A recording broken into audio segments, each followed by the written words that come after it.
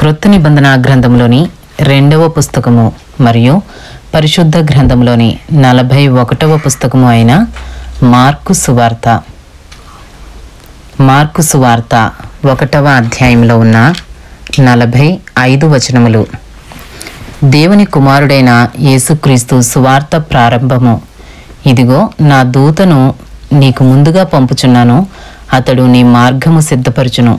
ప్రభు మార్గము సిద్ధపరచుడి, ఆయన త్రోవలు సరాలము చేయుడని అరణ్యములో కేకవేయుచున్న ఒకని శబ్దము అని ప్రవక్త అయిన యెషయా చేత వ్రాయబడినట్టు బాప్తిస్మమిచ్చు యోహాను అరణ్యములో ఉండి పాప క్షమాపణ నిమిత్తము మారు మనసు విషయమైన బాప్తిస్మము ప్రకటించుచూ వచ్చెను. అంతటా యూదయా దేశస్థులందరూ యెరూషలేము వారందరూ బయలుదేరి అతని యొద్దకు వచ్చి తమ పాపములను ఒప్పుకొనుచు యోర్దాను నదిలో అతని చేత బాప్తిస్మము పొందుచుండిరి. యోహాను ఒంటె రోమముల వస్త్రమును మొల చుట్టూ తోలుదట్టియు ధరించుకునివాడు, అడవి తేనెను మిడతలను తినువాడు. మరియు అతడు నాకంటే శక్తిమంతుడొకడు నా వెనుక వచ్చుచున్నాడు, నేను వంగి ఆయన చెప్పుల వారును విప్పుటకు పాత్రుడను కాను. నేను నీళ్లలో మీకు బాప్తిస్మమిచ్చితిని గాని ఆయన పరిశుద్ధాత్మలో మీకు బాప్తిస్మమిచ్చునని చెప్పి ప్రకటించుచుండెను. ఆ దినములలో యేసు గలిలయలోని నజరేతు నుండి వచ్చి యోర్దానులో యోహాను చేత బాప్తిస్మము పొందెను. వెంటనే ఆయన నీళ్లలో నుండి ఒడ్డునకు వచ్చుచుండగా ఆకాశము చీల్చబడుటయు పరిశుద్ధాత్మ పావురము వలె తన మీదకి దిగువచ్చుటయు చూచెను. మరియు నీవు నా ప్రియ కుమారుడువు, నీ యందు నేను ఆనందించుచున్నానని ఒక శబ్దము ఆకాశము నుండి వచ్చెను. మార్కు సువార్త 1వ అధ్యాయము 12వ వచనం నుండి. వెంటనే పరిశుద్ధాత్మ ఆయనను అరణ్యములోనికి త్రోసుకొని పోయెను. ఆయన సాతాను చేత శోధింపబడుచు అరణ్యములో 40 దినములు అడవి మృగములతో కూడా ఉండెను. మరియు దేవదూతలు ఆయనకు పరిచర్య చేయుచుండిరి. యోహాను చెరపట్టబడిన తరువాత యేసు కాలము సంపూర్ణమైయున్నది, దేవుని రాజ్యము సమీపించియున్నది, మారు మనసు పొంది సువార్త నమ్ముడని చెప్పుచు దేవుని సువార్త ప్రకటించుచు గలిలయకు వచ్చెను. ఆయన గలిలయ సముద్ర తీరమున వెలుచుండగా సీమోను సహోదరుడు ఆంద్రేయు సముద్రములో వలవేయుట చూచెను. వారు జాలరులు. యేసు, నా వెంబడి రండి, నేను మిమ్మను మనుషులను పట్టు జాలరులనుగా చేసేదనని వారితో చెప్పెను. వెంటనే వారు తమ వలలు విడిచి ఆయనను వెంబడించిరి. ఆయన ఇంకా కొంత దూరం వెళ్ళి జెబెదయి కుమారుడగు యాకోబును అతని సహోదరుడగు యోహానును చూచెను. వారు దోణిలో ఉండి తమ వలలు బాగు చేసుకునిచుండిరి. వెంటనే ఆయన వారిని పిలువగా వారు తమ తండ్రి అయిన జెబెదయిని దోణిలో జీతగాండ్రి యొద్ద విడిచిపెట్టి ఆయనను వెంబడించిరి. యోహాను సువార్త 1వ అధ్యాయము 21వ వచనము నుండి. అంతటి వారు కపెర్నహూములోనికి వెళ్ళిరి. వెంటనే ఆయన విశ్రాంతి దినమున సమాజ మందిరంలోనికి పోయి బోధించెను. ఆయన శాస్త్రుల వలె కాక అధికారము గలవాని వలె వారికి బోధించను గనుక వారు ఆయన బోధకు ఆశ్చర్యపడిరి. ఆ సమయమున వారి సమాజ మందిరములో అపవిత్రాత్మ పట్టిన మనుష్యుడొకడుండెను. వాడు నజరేయుడు వగు యేసు, మాతో నీకేమి, మమ్ము నశింపచేయుటకు వచ్చితివా? నీవెవడవో నాకు తెలియను, నీవు దేవుని పరిశుద్ధుడువు అని కేకలు వేశను. అందుకు యేసు, ఊరకుండుము, వానిని విడిచిపోమ్మని దానిని గద్దింపగా ఆ అపవిత్రాత్మ వానిని విలవలలాడించి పెద్ద కేక వేసి వాని విడిచిపోయాను. అందరూ విస్మయముంది, ఇదేమిటో, ఇది క్రొత్త బోధగా ఉన్నదే, ఈయన అధికారముతో అపవిత్రాత్మలకును ఆజ్ఞాపింపగా అవి ఆయనకు లోబడుచున్నవని ఒకనితో ఒకడు చెప్పుకునిరి. వెంటనే ఆయనను గూర్చిన సమాచారము త్వరలో గలిలయ ప్రాంతములందంతటా వ్యాపించెను. మార్కు సువార్త 1వ అధ్యాయము 29వ వచనము నుండి. వెంటనే వారు సమాజ మందిరములో నుండి వెళ్ళి యాకోబుతోనూ యోహానుతోనూ సీమోను ఆంద్రేయ అను వారి ఇంట ప్రవేశించిరి. సీమోను అత్త జ్వరముతో పడియుండగా వెంటనే వారు ఆమెను గూర్చి ఆయనతో చెప్పిరి. ఆయన ఆమె దగ్గరకు వచ్చి చెయ్యి పట్టి ఆమెను లేవనెత్తెను. అంతటా జ్వరము ఆమెను వదిలెను గనుక ఆమె వారికి ఉపచారము చేయసాగెను. మార్కు సువార్త 1వ అధ్యాయము 32వ వచనము నుండి. సాయంకాలము ప్రొద్ది కృంగినప్పుడు జనులు సకల రోగులను దయ్యములు పట్టిన వారిని ఆయన యొద్దకు తీసుకుని వచ్చిరి. పట్టణమంతయు ఆ ఇంటి వాకిట కూడియుండెను. ఆయన నానావిధ రోగముల చేత పీడింపబడిన అనేకులను స్వస్థపరిచి అనేకమైన దయ్యములను వెళ్ళగొట్టెను. అవి తన్ను ఎరిగి ఉండినందున ఆయన ఆ దయ్యములను మాటలాడనియ్యలేదు. మార్కు సువార్త 1వ అధ్యాయము 35వ వచనము నుండి. ఆయన పెందలకడనే లేచి ఇంకను చాలా చీకటి ఉండగానే బయలుదేరి అరణ్య ప్రదేశమునకు వెళ్ళి అక్కడ ప్రార్థన చేయుచుండెను. సీమోనును అతనితో కూడా ఉన్నవారును ఆయనను వెదకుచు వెళ్ళి ఆయనను కనుగొని, అందరూ నిన్ను వెదకుచున్నారని ఆయనతో చెప్పగా, ఆయన ఇతర సమీప గ్రామములలోనూ నేను ప్రకటించున్నట్లు వెళ్ళుదుము రండి, ఇందు నిమిత్తమే కదా నేను బయలుదేరి వచ్చితనని వారితో చెప్పెను. ఈయన గలిలయ అంతటా వారి సమాజ మందిరములలో ప్రకటించుచు దయ్యములను వెళ్ళగొట్టుచూ ఉండెను. మార్కు సువార్త 1వ అధ్యాయము 40వ వచనము నుండి. ఒక కుష్ఠరోగి ఆయన యొద్దకు వచ్చి ఆయన ఎదుట మోకాళ్ళూని, నీకిష్టమైతే నన్ను శుద్ధినిగా చేయగలవని ఆయనతో చెప్పి ఆయనను వేడుకొనగా, ఆయన కనికరపడి చెయ్యి చాపి వానిని ముట్టి, నాకిష్టమే, నీవు శుద్ధులవు కమ్మని వానితో చెప్పెను. వెంటనే కుష్ఠరోగము వానిని విడిచెను గనుక వాడు శుద్ధుడాయను. అప్పుడు ఆయన ఎవనితోనూ ఏమీయూ చెప్పకు సుమి, కానీ నీవు వెళ్ళి వారికి సాక్ష్యార్థమై నీ దేహమును యాజకునికి కనపరుచుకుని నీవు శుద్ధుడు అయినందుకు మోషే నియమించిన కానుకలను సమర్పించుమని వానికి ఖండితముగా ఆజ్ఞాపించి వెంటనే వానిని పంపివేశను. అయితే వాడు వెళ్ళి దానిని గూర్చి విస్తారముగా ప్రకటించుటకును ఆ సంగతి ప్రచురము చేయుటకును ఆరంభించెను గనుక ఆయన ఇక పట్టణములో బహిరంగముగా ప్రవేశింపలేక వెలుపల అరణ్య ప్రదేశములలో ఉండెను. నలుదిక్కుల నుండి జనులు ఆయన యొద్దకు వచ్చుచుండిరి. ఇంతటితో మార్కు సువార్త 1వ అధ్యాయంలో ఉన్న 45 వచనములు పూర్తి చేయబడినవి. మార్కు సువార్త 2వ అధ్యాయంలో ఉన్న 28 వచనములు. కొన్ని దినములైన పిమ్మట ఆయన మరలా కపెర్నహూములోనికి వచ్చెను. ఆయన ఇంట ఉన్నాడని వినవచ్చినప్పుడు అనేకులు కూడి వచ్చిరి గనుక వాకిటనైనను వారికి స్థలము లేకపోయెను. ఆయన వారికి వాక్యము బోధించుచుండగా కొందరు పక్షవాయువు గల ఒక మనుషుని నలుగురి చేత మోయించుకుని ఆయన యొద్దకు తీసుకుని వచ్చిరి. చాలా మంది కూడియున్నందున వారు ఆయన యొద్దకు చేరలేక ఆయన ఉన్న చోటికి పైగా ఇంటి కప్పు విప్పి సందు చేసి పక్షవాయువు గలవానిని పరుపుతోనే దింపిరి. యేసు వారి విశ్వాసము చూచి, కుమారుడా, నీ పాపములు క్షమింపబడి ఉన్నవని పక్షవాయువు గలవానితో చెప్పెను. శాస్త్రులలో కొందరు అక్కడ కూర్చుండియుండిరి. వారు, ఇతడు ఇట్లెందుకు చెప్పుచున్నాడు?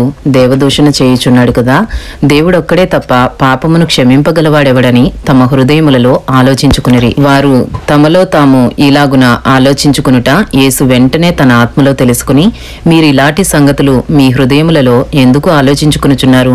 ఈ పక్షవాయువు గలవానితో నీ పాపములు క్షమింపబడి ఉన్నవని చెప్పుట సులభమా? నీవు లేచి నీ పరుపెత్తుకుని నడువుమని చెప్పుట సులభమా? అయితే పాపములు క్షమించుటకు భూమి మీద మనుష్య కుమారునికి అధికారము కలదని మీరు తెలుసుకొనవలెనని వారితో చెప్పి, పక్షవాయువు గలవానిని చూచి, నీవు లేచి నీ పరుపెత్తుకుని ఇంటికి పొమ్మని నీతో చెప్పుచున్నానెను. తక్షణమే వాడు లేచి పరిపెత్తుకుని వారందరి ఎదుట నడిచిపోయాను గనుక వారందరూ విభ్రాంతి నొంది, మనం ఇలాంటి కార్యములను ఎన్నడూనూ చూడలేదని చెప్పుకొనుచు దేవుని మహిమపరిచిరి. ఆయన సముద్ర తీరమున మరలా నడిచిపోవచుండెను. జనులందరూ ఆయన యొద్దకు రాగా ఆయన వారికి బోధించెను. ఆయన మార్గమున వెలుచు సుంకపు మెట్టునొద్ద కూర్చున్న అల్ఫయి కుమారుడు లేవిని చూచి, నన్ను వెంబడించుమని అతనితో చెప్పగా అతడు లేచి ఆయనను వెంబడించెను. అతని ఇంట ఆయన భోజనమునకు కూర్చుండి ఉండగా సుంకరులను పాపులను అనేకులు యేసుతోనూ ఆయన శిష్యులతోనూ కూర్చుండియుండిరి. ఇట్టివారనేకులుండిరి. వారు ఆయనను వెంబడించు వారైరి. పరిసయ్యులలోనున్న శాస్త్రులు ఆయన సుంకరులతోనూ పాపులతోనూ భుజించుట చూచి ఆయన సుంకరులతోనూ పాపులతోనూ కలిసి భోజనం చేయుచున్నాడేమని ఆయన శిష్యులను అడుగగా, యేసు ఆ మాట విని, రోగులకే గాని ఆరోగ్యము గలవారికి వైద్యుడక్కర్లేదు, నేను పాపులనే పిలువవచ్చితిని గాని నీతిమంతులను పిలువరాలేదని వారితో చెప్పెను. మార్కు సువార్త 2వ అధ్యాయము 18వ వచనము నుండి. యోహాను శిష్యులను పరిసయ్యులను ఉపవాసము చేయుట కద్దు. వారు వచ్చి యోహాను శిష్యులను పరిసయ్యుల శిష్యులను ఉపవాసము చేయుదురు గాని నీ శిష్యులు ఉపవాసము చేయరు. దీనికి హేతువేమని ఆయన నడుగుగా, యేసు పెండ్లి కుమారుడు తమతో కూడా ఉన్న కాలమున పెండ్లి ఇంటివారు ఉపవాసము చేయదగున పెండ్లి కుమారుడు తమతో కూడా ఉన్నంతకాలము ఉపవాసము చేయదగదు గాని పెండ్లి కుమారుడు వారి యొద్ద నుండి కొనిపోబడు దినములు వచ్చును. ఆ దినములలోనే వారు ఉపవాసము చేతురు. ఎవడును పాత బట్టకు క్రొత్త గుడ్డ మాసిక వేయడు. వేసిన ఎడల ఆ క్రొత్త మాసిక పాత బట్టను వెలితిపరచును, చినుగు మరీ ఎక్కువగును. ఎవడును పాత తిత్తులలో క్రొత్త ద్రాక్షరసము పోయడు. పోసిన ఎడల ద్రాక్షరసము ఆ తిత్తులను పిగిల్చును, రసమును తిత్తులను చెడును. అయితే క్రొత్త ద్రాక్షరసము క్రొత్త తిత్తులలో పోయవలెనని చెప్పెను. మార్కు సువార్త 2వ అధ్యాయము 23వ వచనము నుండి. మరియు ఆయన విశ్రాంతి దినమున పంట చేలలో బడి వెళ్ళుచుండగా శిష్యులు మార్గమున సాగిపోవచ్చు వెన్నులు త్రుంచుచునుండిరి. అందుకు పరిసయ్యులు, చూడుము, విశ్రాంతి దినమున చేయకూడనిది వారేలా చేయుచున్నారని ఆయనను అడిగిరి. అందుకైన వారితో ఇట్లనెను, తానును తనతో కూడా ఉన్నవారును ఆకలి కొనినందున దావీదునకు అవసరము వచ్చినప్పుడు అతడు చేసినది మీరెన్నడూ చదువులేదా? అబ్యాతారు ప్రధాన యాజకుడై ఉండగా దేవ మందిరంలోనికి వెళ్లి యాజకులే గాని ఇతరులు తినకూడని సముఖపు రొట్టెలు తాను తిని తనతో కూడా ఉన్నవారికి ఇచ్చెను కదా అని చెప్పాను. మరియు విశ్రాంతి దినము మనుషుల కొరకే నియమింపబడెను గాని మనుషులు విశ్రాంతి దినము కొరకు నియమింపబడలేదు. అందువలన మనుష్య కుమారుడు విశ్రాంతి దినమునకును ప్రభువై ఉన్నాడని వారితో చెప్పాను. ఇంతటితో మార్కు సువార్త 2వ అధ్యాయంలో ఉన్న 28 వచనములు పూర్తి చేయబడినవి. మార్కు సువార్త 3వ అధ్యాయంలో ఉన్న 35 వచనములు. సమాజ మందిరంలో ఆయన మరలా ప్రవేశింపగా అక్కడ ఊచ చెయ్యగలవాడు ఒకడుండెను. అచ్చటి వారు ఆయన మీద నేరము మోపవలెనని ఉండి విశ్రాంతి దినమున వానిని స్వస్థపరచునేమో అని ఆయనను కనిపెట్టుచుండిరి. ఆయన, నీవు లేచి మధ్యను నిలువమని ఊచ చెయ్యగలవానితో చెప్పి వారిని చూచి, విశ్రాంతి దినమున మేలు చేయుట ధర్మమా, కీడు చేయుట ధర్మమా, ప్రాణరక్షణ ధర్మమా, ప్రాణహత్య ధర్మమా అని అడిగెను. అందుకు వారు ఊరకుండిరి. ఆయన వారి హృదయ కాఠిన్యమునకు దుఃఖపడి కోపముతో వారిని కలియచూచి, నీ చెయ్యి చాపుమని ఆ మనుషునితో చెప్పెను. వాడు తన చెయ్యి చాపగా అది బాగుపడెను. పరిసయ్యులు వెలుపలికి పోయి వెంటనే హేరోదీయులతో కలుసుకుని ఆయన నేలాగు సంహరింతుమా అని ఆయనకు విరోధముగా ఆలోచన చేసిరి. మార్కు సువార్త 3వ అధ్యాయములో ఉన్న 7వ వచనము నుండి. ఆయన తన శిష్యులతో కూడా సముద్రమునొద్దకు వెళ్ళగా గలిలయ నుండి వచ్చిన గొప్ప జనసమూహము ఆయనను వెంబడించెను. మరియు ఆయన ఇన్ని గొప్ప కార్యములు చేయుచున్నాడని విని జనులు యూదయ నుండియు, యెరూషలేము నుండియు, ఇదూమయ నుండియు, యొర్దాను అవతల నుండియు, తూరు సీదోను అనడి పట్టణ ప్రాంతముల నుండియు ఆయన యొద్దకు గుంపులు గుంపులుగా వచ్చిరి. జనులు గుంపుగూడగా చూచి వారు తనకు ఇరుకు కలిగింపకుండునట్లు చిన్న దోణి ఒకటి తనకు సిద్ధపరిచి ఉంచవలనని ఆయన తన శిష్యులతో చెప్పెను. ఆయన అనేకులను స్వస్థపరచెను కనుక రోగ పీడితులైన వారందరూ ఆయనను ముట్టుకొనవలెనని ఆయన మీద పడుచుండిరి. అపవిత్రాత్మలు పట్టిన వారు ఆయనను చూడగానే ఆయన ఎదుట సాగిలపడి, నీవు దేవుని కుమారుడవని చెప్పుచూ కేకలు వేసిరి. తన్ను ప్రసిద్ధి చేయవద్దని ఆయన వారికి ఖండితముగా ఆజ్ఞాపించెను. మార్కు సువార్త 3వ అధ్యాయము 13వ వచనము నుండి. ఆయన కొండెక్కి తనకిష్టమైన వారిని పిలువగా వారు ఆయన యొద్దకు వచ్చిరి. వారు తనతో కూడా ఉండునట్లును దయ్యములను వెళ్ళగొట్టు అధికారము గలవారై సువార్త ప్రకటించుటకును వారిని పంపవలెనని ఆయన 12 మందిని నియమించెను. వారెవరనగా ఆయన పేతురను పేరు పెట్టిన సీమోను, జెబెదయి కుమారుడగు యాకోబు, అతని సహోదరుడగు యోహాను, వీరిద్దరికీ ఆయన బోయనేర్గసను పేరు పెట్టెను. బోయనేర్గసు అనగా ఉరిమెడు వారని అర్థము. ఆంద్రెయ, ఫిలిప్పు, బర్తలోమయి, మత్తయి, తోమా, అల్ఫయి కుమారుడు యాకోబు, తద్దయి, కనానీయుడైన సీమోను, ఆయనను అప్పగించిన ఇస్కరియోతు యూదా అనువారు. మత్తయి సువార్త 3వ అధ్యాయము 20వ వచనము నుండి. ఆయన ఇంటిలోనికి వచ్చినప్పుడు జనులు మరలా గుంపు కూడి వచ్చిరి కనుక భోజనము చేయుటకైనను వారికి వీలు లేకపోయాను. ఆయన ఇంటివారి సంగతి విని ఆయన మతి చలించియున్నదని చెప్పి ఆయనను పట్టుకునబోయిరి. యెరూషలేము నుండి వచ్చిన శాస్త్రులు ఇతడు బయల్జేబూలు పట్టినవాడై దయ్యముల అధిపతి చేత దయ్యములను వెళ్ళగొట్టుచున్నాడని చెప్పిరి. అప్పుడు ఆయన వారిని తన యొద్దకు పిలిచి ఉపమాన రీతిగా వారితో ఇట్లనెను, సాతాను నేలాగు వెళ్ళగొట్టును? ఒక రాజ్యము తనకు తానే విరోధముగా వేరుపడిన ఎడల ఆ రాజ్యము నిలువనేరదు. ఒక ఇల్లు తనకు తానే విరోధముగా వేరుపడిన ఎడల ఆ ఇల్లు నిలువనేరదు. సాతాను తనకు తానే విరోధముగా లేచి వేరుపడిన ఎడల వాడు నిలువలేక కడతేరును. ఒకడు బలవంతుడైన వానిని మొదట బంధించితేనే తప్ప ఆ బలవంతుని ఇంటజొచ్చి వాని సామాగ్రి దోచుకున నేరడు. బంధించిన ఎడల వాని ఇల్లు దోచుకునవచ్చును. సమస్త పాపములను మనుషులు చేయు దూషణలన్నీ వారికి క్షమింపబడును గాని పరిశుద్ధాత్మ విషయము దూషణ చేయువాడెప్పుడునూ క్షమాపణ పొందక నిత్య పాపము చేసిన వాడైయుండునని మీతో నిశ్చయముగా చెప్పుచున్నానెను. ఎందుకనగా ఆయన అపవిత్రాత్మ పట్టినవాడని వారు చెప్పిరి. ఆయన సహోదరులను తల్లియు వచ్చి వెలుపల నిలిచి ఆయనను పిలువనంపిరి. జనులు గుంపుగా ఆయన చుట్టూ కూర్చుండిరి. వారు, ఇదిగో నీ తల్లియు నీ సహోదరులను వెలుపల ఉండి నీకోసరము వెతుకుచున్నారని ఆయనతో చెప్పగా, ఆయన, నా తల్లి నా సహోదరులు ఎవరని తన చుట్టూ కూర్చున్న వారిని కలియచూచి, ఇదిగో నా తల్లియు నా సహోదరులను దేవుని చిత్తము చొప్పున జరిగించువాడే నా సహోదరులను సహోదరియు తల్లియునని చెప్పెను. ఇంతటితో మార్కు సువార్త 3వ అధ్యాయంలో ఉన్న 35 వచనములు పూర్తి చేయబడినవి. మార్కు సువార్త 4వ అధ్యాయంలో ఉన్న 41 వచనములు. ఆయన సముద్ర తీరమున మరలా బోధింపనారంభింపగా బహుజనులు ఆయన యొద్దకు కూడివచ్చియున్నందున ఆయన సముద్రంలో ఒక దోణి ఎక్కి కూర్చుండెను. జనులందరూ సముద్ర తీరమున నేల మీద నుండిరి. ఆయన ఉపమాన రీతిగా చాలా సంగతులు వారికి బోధించుచు తన బోధలో వారితో ఇట్లనెను, వినుడి, ఇదిగో విత్తువాడు విత్తుటకు బయలువెళ్ళెను. వాడు విత్తుచుండగా కొన్ని విత్తనములు త్రోవ ప్రక్కను పడెను. పక్షులు వచ్చి వాటిని మృంగివేశెను. కొన్ని చాలా మన్నులేని రాతి నేలను పడెను. అక్కడ మన్ను లోతుగా ఉండనందున అవి వెంటనే మొలిచెను గాని సూర్యుడు ఉదయింపగానే అవి మాడి వేరులేనందున ఎండిపోయెను. కొన్ని ముండ్ల పొదలలో పడెను. ముండ్ల పొదలు ఎదిగి వాటిని అణిచివేసెను గనుక అవి ఫలింపలేదు. కొన్ని మంచి నేలను పడెను. అవి మొలిచి పెరిగి పైరై 30 దంతలుగాను 60 దంతలుగాను 100 దంతలుగాను ఫలించెను. వినుటకు చెవులు గలవాడు వినుగాక అని చెప్పెను. ఆయన ఒంటరిగా ఉన్నప్పుడు 12 మంది శిష్యులతో కూడా ఆయన చుట్టూ ఉండిన వారు ఆ ఉపమానమును గూర్చి ఆయనను అడిగిరి.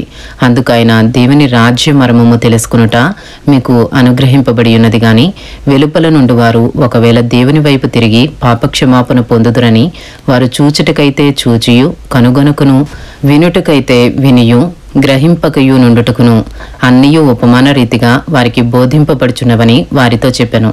మరియు ఈ ఉపమానము మీకు తెలియలేదా? అలాగైతే ఉపమానములన్నీయు మీకేలాగూ తెలియనెను. విత్తువాడు వాక్యము విత్తుచున్నాడు. త్రోవ ప్రక్క నుండి వారెవరనగా వాక్యము వారిలో విత్తబడును గాని వారు వినిన వెంటనే సాతాను వచ్చి వారిలో విత్తబడిన వాక్యం ఎత్తుకుని పోవును. అటువలే రాతి నేలను విత్తబడిన వారెవరనగా వాక్యము విని సంతోషముగా అంగీకరించువారు. అయితే వారిలో వేరులేనందున కొంతకాలము వారు నిలుతురు గాని వాక్యము నిమిత్తము శ్రమ అయినను హింస అయినను కలుగగానే వారు అభ్యంతరపడుదురు. ఇతరులు ముండ్ల పొదలలో విత్తబడిన వారు. వీరు వాక్యము విందురు గాని ఐహిక విచారములను ధనమోసమును మరి ఇతరమైన ఆపేక్షలను లోపల చొచ్చి వాక్యమును అణిచివేయుట వలన అది నిష్ఫలమగును. మంచి నేలను విత్తబడిన వారెవరనగా వాక్యము విని దానిని అంగీకరించి 30 దంతలుగాను 60 దంతలుగాను 100 దంతలుగాను ఫలించు వారిని చెప్పెను. మార్కు సువార్త 4వ అధ్యాయము 21వ వచనము నుండి. మరియు ఆయన వారితో ఇట్లనెను, దీపము దీపస్తంభము మీద ఉంచబడుటకే గాని కొంచెము క్రిందనైనను మంచము క్రిందనైనా ఉంచబడుటకు తేబడదు కదా. రహస్యమేదైనను తేటపరచబడకపోదు, బయలుపరచబడుటకే గాని ఏదియూ మరుగు చేయబడలేదు. వినుటకు చెవులు ఎవనికైనా ఉండిన యెడల వాడు వినుగాక అనెను. మరియు ఆయన, మీరేమి వినుచున్నారో జాగ్రత్తగా చూచుకునుడి. మీరెట్టి కొలతతో కొలుతురో మీకును అట్టి కొలతతోనే కొలవబడును. మరి ఎక్కువగా మీకు ఇయ్యబడును. కలిగిన వానికి ఇయ్యబడును, లేని వానికి కలిగినదియు వాని యొద్ద నుండి తీసివేయబడునని వారితో చెప్పెను. మరియు ఆయన, ఒక మనుష్యుడు భూమిలో విత్తనము చల్లి రాత్రింబగళ్ళు నిద్రపోవచ్చు మేల్కొనుచు ఉండగా వానికి తెలియని రీతిగా ఆ విత్తనము మొలిచి పెరిగినట్లే దేవుని రాజ్యమున్నది. భూమి మొదట మొలకను, తరువాత వెన్నును, అటు తరువాత వెన్నులో ముదురు గింజలను తనంతట తానే పుట్టించును. పంట పండినప్పుడు కోతకాలము వచ్చినదని సేద్యగాడు వెంటనే కొడవలి పెట్టి కోయనని చెప్పెను. మరియు ఆయన ఇట్లనెను, దేవుని రాజ్యమును ఎట్లు పోల్చెదము? ఏ ఉపమానముతో దానిని ఉపమించెదము? అది ఆవగింజను పోలియున్నది. ఆవగింజ భూమిలో విత్తబడినప్పుడు భూమి మీదనున్న విత్తనములన్నిటికంటే చిన్నదే గాని విత్తబడిన తరువాత అది మొలిచి ఎదిగి కూర మొక్కలన్నిటికంటే పెద్దదై గొప్ప కొమ్మలు వేయను గనుక ఆకాశ పక్షులు దాని నీడను నివసింపగలవనెను. వారికి వినుటకు శక్తి కలిగిన కొలది ఈలాటి అనేకమైన ఉపమానములను చెప్పి ఆయన వారికి వాక్యము బోధించెను. ఉపమానము లేక వారికి బోధింపలేదు గాని ఒంటరిగా ఉన్నప్పుడు తన శిష్యులకు అన్నిటినీ విశదపరచెను. మార్కు సువార్త 4వ అధ్యాయము 35వ వచనం నుండి. ఆ దినమే సాయంకాలమైనప్పుడు ఆయన అద్దరికి పోవుదమని వారితో చెప్పగా వారు జనులను పంపివేసి ఆయనను ఉన్నపాటున చిన్న దోణిలో తీసుకుని పోయిరి. ఆయన వెంబడి మరికొన్ని దోణెలు వచ్చెను. అప్పుడు పెద్ద తుఫాను రేగి ఆయన ఉన్న దోణి మీద అలలు కొట్టినందున దోణె నిండిపోయెను. ఆయన దోణె అమరమున తలగడ మీద తలవాల్చుకుని నిద్రించుచుండెను. వారాయనను లేపి, బోధకుడా, మేము నశించిపోవుచున్నాము, నీకు చింత లేదా అని ఆయనతో అనిరి. అందుకైన లేచి గాలిని గద్దించి నిశ్శబ్దమై ఊరకుండుమని సముద్రముతో చెప్పగా గాలి అణగి మిక్కిలి నిమ్మలమాయెను. అప్పుడు ఆయన, మీరెందుకు భయపడుచున్నారు? మీరింకనూ నమ్మికలేకయున్నారా అని వారితో చెప్పెను. వారు మిక్కిలి భయపడి, ఈయన ఎవరో, గాలియు సముద్రమును ఈయనకు లోబడుచున్నవని ఒకరితో ఒకడు చెప్పుకునిరి. ఇంతటితో మార్కు సువార్త 4వ అధ్యాయంలో ఉన్న 41 వచనములు పూర్తి చేయబడినవి. మార్కు సువార్త 5వ అధ్యాయంలో ఉన్న 43 వచనములు. వారా సముద్రమునకు అద్దరినున్న గెరాసేనుల దేశమునకు వచ్చిరి. ఆయన దోణి దిగగానే అపవిత్రాత్మ పట్టిన వాడొకడు సమాధులలో నుండి వచ్చి ఆయనకెదురుపడెను. వాడు సమాధులలో వాసము చేసెడివాడు. సంకెళ్లతోనైనను ఎవడునూ వాని బంధింపలేకపోయెను. పలుమారు వాని కాళ్లకును చేతులకును సంకెళ్ళు వేసి బంధించినను వాడు ఆ చేతి సంకెళ్ళు తెంపి కాలి సంకెళ్లను తుత్తునీలుగా చేసెను గనుక ఎవడునూ వానిని సాధుపరచలేకపోయెను. వాడు ఎల్లప్పుడూ రాత్రింబగళ్ళు సమాధులలోనూ కొండలలోనూ కేకలు వేయుచు తను తాను రాళ్లతో గాయపరుచుకొనుచు ఉండెను. వాడు దూరము నుండి యేసును చూచి పరిగెత్తుకుని వచ్చి ఆయనకు నమస్కారము చేసి, యేసు, సర్వోన్నతుడైన దేవుని కుమారుడా, నాతో నీకేమి? నన్ను బాధపరచుకుమని దేవుని పేరట నీకు ఆనబెట్టుచున్నానని బిగ్గరగా కేకలు వేశను. ఎందుకనగా ఆయన అపవిత్రాత్మ ఈ మనుషుని విడిచిపోమ్మని వానితో చెప్పెను. మరియు ఆయన, నీ పేరేమని వాని అడుగగా వాడు, నా పేరు సేన, ఏలైనగా మేము అనేకులమని చెప్పి తమ్మును ఆ దేశంలో నుండి తోలివేయవద్దని ఆయనను మిగుల బతిమాలుకొనెను. అక్కడ కొండ దగ్గర పందుల పెద్ద మందం మేయుచుండెను గనుక ఆ పందులలో ప్రవేశించున్నట్లు మమ్మను వాటి యొద్దకు పంపుమని ఆ దయ్యములు ఆయనను బతిమాలుకొనెను. యేసు వాటికి సెలవీయగా ఆ అపవిత్రాత్మలు వానిని విడిచి పందులలో ప్రవేశించెను. ప్రవేశింపగా ఇంచుమించు 2000 సంఖ్య గల ఆ మంద ప్రపాతము నుండి సముద్రపు దారిని వడిగా పరిగెత్తుకుని పోయి సముద్రములో పడి ఊపిరి తిరుగక చచ్చెను. ఆ పందులు మేపుచున్నవారు పారిపోయి పట్టణములోను గ్రామములలోనూ ఆ సంగతి తెలియజేసిరి. జనులు జరిగినది చూడవెళ్ళి యేసునొద్దకు వచ్చి, సేన అను దయ్యములు పట్టినవాడు బట్టలు ధరించుకుని స్వస్థ చిత్తుడై కూర్చుండియుండుట చూచి భయపడిరి. జరిగినది చూచిన వారు దయ్యములు పట్టిన వానికి కలిగిన స్థితియు పందుల సంగతియు ఊరి వారికి తెలియజేయగా తమ ప్రాంతములు విడిచిపోమ్మని వారాయనను బతిమాలుకొనసాగిరి. ఆయన దోణి ఎక్కినప్పుడు దయ్యములు పట్టినవాడు ఆయన యొద్ద తన్నుండనిమ్మని ఆయనను బతిమాలుకొనెను గాని ఆయన వానికి సెలవీయగా, నీవు నీ ఇంటివారి యొద్దకు వెళ్ళి ప్రభువు నీ యందు కనికరపడి నీకు చేసిన కార్యములన్నిటినీ వారికి తెలియజెప్పుమనెను. వాడు వెళ్ళి యేసు తనకు చేసినవన్నీయు దెక్కపొలిలో ప్రకటింపనారంభింపగా అందరూ ఆశ్చర్యపడిరి. మార్కు సువార్త 5వ అధ్యాయము 21వ వచనము నుండి. యేసు మరలా దోణి ఎక్కి అద్దరికి వెళ్ళినప్పుడు బహు జన సమూహము ఆయన యొద్దకు కూడివచ్చెను. ఆయన సముద్ర తీరమున నుండగా సమాజ మందిరపు అధికారులలో యాయీరను ఒకడు వచ్చి ఆయనను చూచి ఆయన పాదముల మీద పడి, నా చిన్న కుమార్తె చావనయున్నది, అది బాగుపడి బ్రతుకునట్లు నీవు వచ్చి దాని మీద నీ చేతులుంచవలెనని ఆయనను మిగుల బతిమాలుకొనగా ఆయన అతనితో కూడా వెళ్ళెను. బహు జన సమూహమును ఆయనను వెంబడించి ఆయన మీద పడుచుండిరి. మార్కు సువార్త 5వ అధ్యాయము 25వ వచనము నుండి. 12 ఏండ్ల నుండి రక్తస్రావ రోగము కలిగిన ఒక స్త్రీ ఉండెను. ఆమె అనేక వైద్యుల చేత ఎన్నో తిప్పలు పడి తనకు కలిగినదంతయు వ్యయము చేసుకుని ఎంత మాత్రమునో ప్రయోజనము లేక మరింత సంకటపడెను. ఆమె యేసును గూర్చి విని, నేను ఆయన వస్త్రములు మాత్రము ముట్టిన బాగుపడుదుననుకుని జన సమూహములో ఆయన వెనుకకు వచ్చి ఆయన వస్త్రము ముట్టెను. వెంటనే ఆమె రక్తధార కట్టెను గనుక తన శరీరంలోని ఆ బాధ నివారణ అయినదని గ్రహించుకొనెను. వెంటనే యేసు తనలో నుండి ప్రభావము బయలువెళ్ళెనని తనలో తాను గ్రహించి జన సమూహము వైపు తిరిగి నా వస్త్రములు ముట్టినదెవరని అడుగగా ఆయన శిష్యులు జనసమూహము నీ మీద పడుచుండుట చూచుచున్నావే, నన్ను ముట్టినదెవడని అడుగుచున్నావా అనిరి.